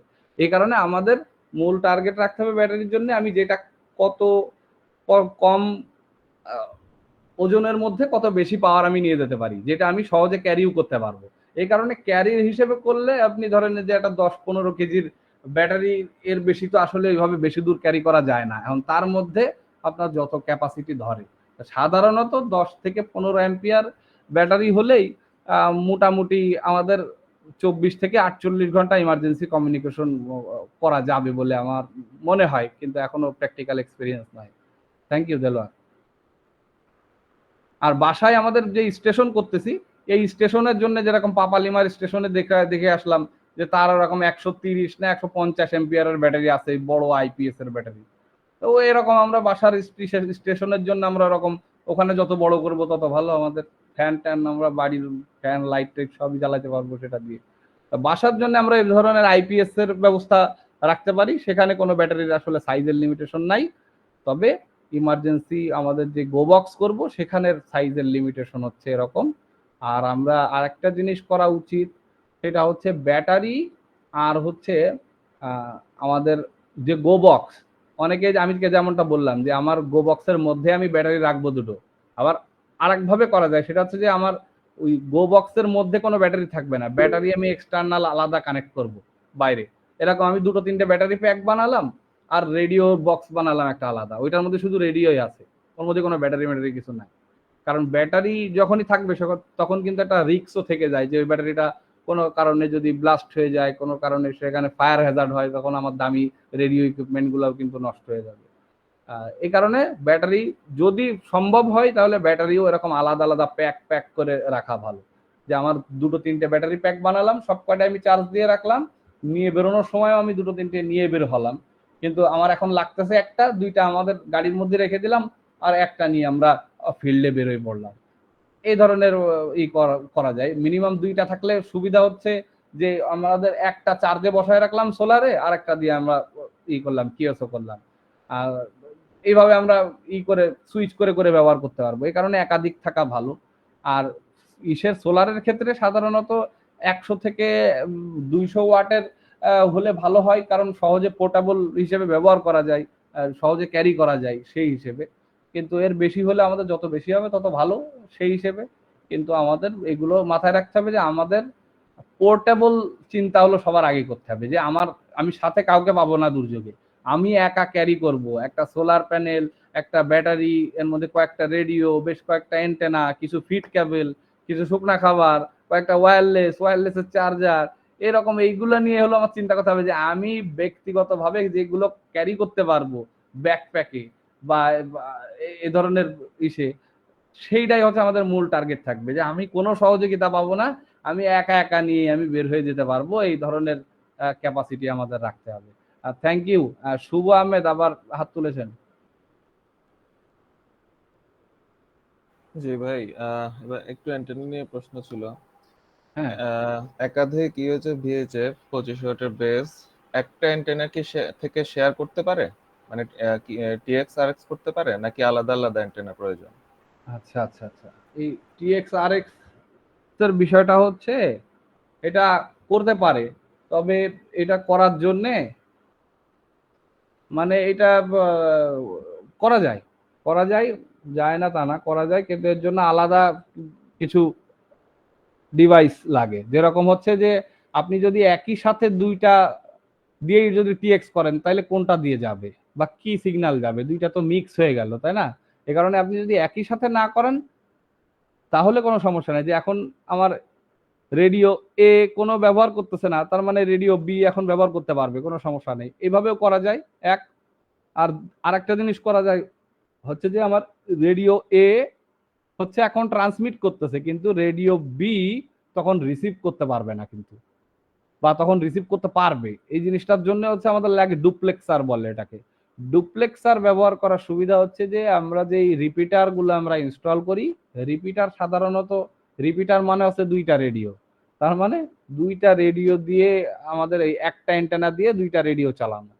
তা ওইখানে ডুপ্লেক্সারের কাজ হচ্ছে যে ওই রিসিভিং সাইড এবং ট্রান্সমিটিং সাইড আলাদা করে, যার কারণে রিপিটারে হয় কি যে রিপিটার যখন ট্রান্সমিট শুরু করে তখন তো ওর আর কিছু রিসিভ করার করা লাগতেছে না, কারণ ও তখন করে কি সাইডটা আলাদা করে দেয়, ট্রান্সমিটিং সাইড আর রিসিভিং সাইড আলাদা করে দেয়, যাতে ট্রান্সমিটিং যেই সাইডের যেই পাওয়ার, যে আমি 25 ওয়াট দিয়ে আমি ট্রান্সমিট করছি, সেই 25 ওয়াট যদি আমার রিসিভিং ইসের মধ্যে রেডিওর মধ্যে যদি ঢুকে যায় তখন তো ওই রেডিওটা পুড়ে যাবে। এই কারণে ওখানে ডিরেক্ট অ্যান্টেনা 2টাই লাগাই দিলে আপনার হবে না, বা কোনো স্প্লিটার দিয়ে 2 পাশে দিলে হবে না, ওইখানে স্পেশাল একটা ডুপ্লেক্সার লাগে। এই ডুপ্লেক্সারটা অনেক এক্সপেন্সিভ, সাধারণত ওই দুটো না, এরকম 4-5টা রেডিওর দাম একটা ডুপ্লেক্সারের, মানে 5-7 লাখ টাকা, 8 লাখ 10 লাখ টাকাও হয় এটা ডুপ্লেক্সারের দাম। এই কারণে আমরা যারা চিপ অল্প মানে স্বল্প টাকায় আমরা কম খরচে যারা রিপিটার বানাতে চাই তারা আমরা করি কি এন্টেনা আলাদা করে দিই, আর আলাদা করে দিলে হচ্ছে আমাদের জন্য সহজ, কারণ ওই বিরাট দামি ডুপ্লেক্সার আমাদের লাগে না, আমরা সেখানে দুইটা আলাদা মানে জাস্ট নিজেদের মধ্যে দূরত্ব আলাদা করে দিলে দুইটা অ্যান্টেনা ব্যবহার করলেই হবে। কিন্তু ওই দুইটা অ্যান্টেনার মাঝখানে ভার্টিক্যাল অথবা হরাইজন্টাল গ্যাপ থাকতে হবে। দুইটা যদি পাশাপাশি রাখি তাহলে আবার এই অ্যান্টেনারাই যখন ট্রান্সমিট করবে তখন এই অ্যান্টেনারা এত পরিমাণে পাওয়ার রিসিভ করবে সেটা এসে এই অ্যান্টেনার সার্কিট গরম করে ফেলবে। এই কারণে সাধারণত এরকম মিনিমাম 20 ফিট বা 40 ফিট দূরত্ব রাখা হয় দুটো অ্যান্টেনার মধ্যে। তবে হ্যাঁ, ওই যে বললাম না যে ডুপ্লেক্সার ব্যবহার করলে সাধারণত এক অ্যান্টেনা দিয়ে একই সাথে রিসিভ এবং ট্রান্সমিট করা যায় দুটো রেডিওতে। আর হচ্ছে আরেকভাবে করা যায় হচ্ছে অ্যান্টেনা সুইচার ব্যবহার করি আমরা, যেরকম এইচএফ অ্যান্টেনায়, যে আমার একই অ্যান্টেনা আমি দুইটা রেডিওতে ব্যবহার করব। আমি জাস্ট সুইচ এদিক দিয়ে দিলাম, দিলে এই রেডিওতে লাইন থাকলো, তখন ওই রেডিও আর ওই অ্যান্টেনার লাইন পাবে না। আবার এদিকে ঘুরাই দিলাম, এ বি সুইচ বলে এটারে, তখন আর কি আমার ওই অ্যান্টেনাটা ওই রেডিওর সাথে কানেক্ট হয়ে গেল।